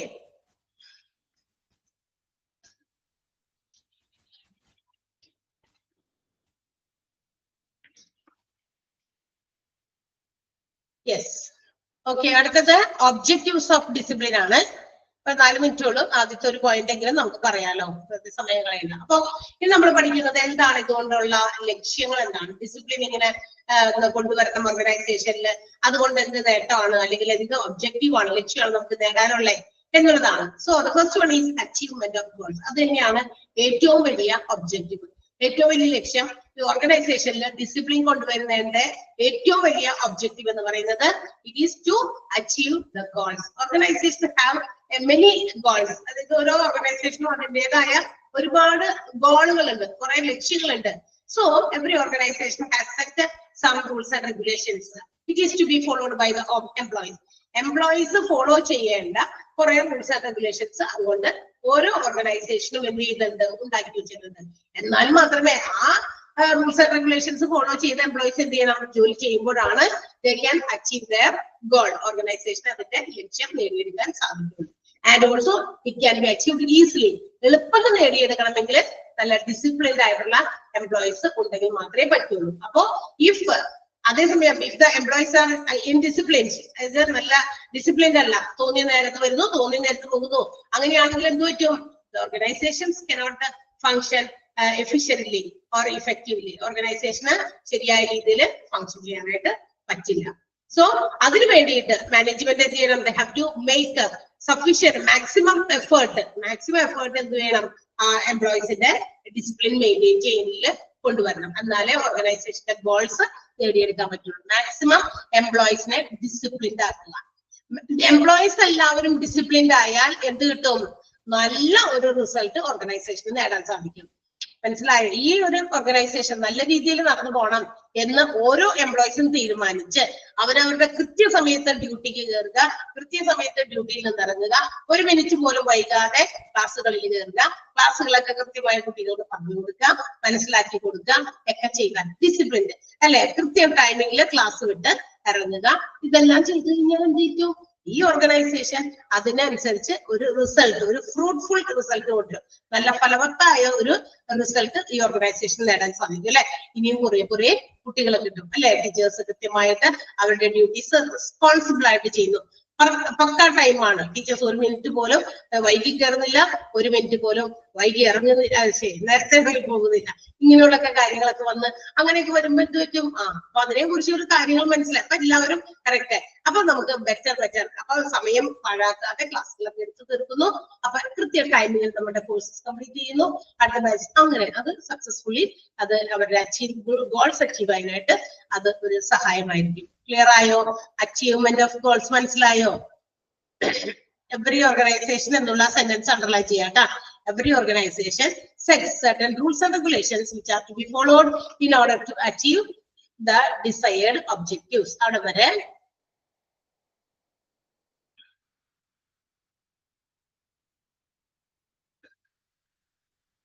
അടുത്ത സെന്റൻസ് ഇവിടെയാണ്. രണ്ടാമത്തെ സെന്റൻസ് കേട്ടോ. The organization maintains discipline among the employees so that the organizational goals can be achieved. രണ്ടാമത്തെ സെന്റൻസ് അണ്ടർലൈൻ ചെയ്യാം.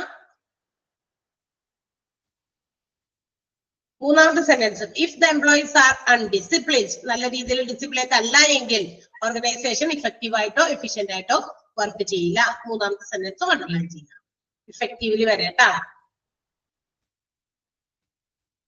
ഇഫ് അടങ്ങി എഫക്റ്റീവ്, അതായത് ആദ്യത്തെ 3 സെന്റൻസ്.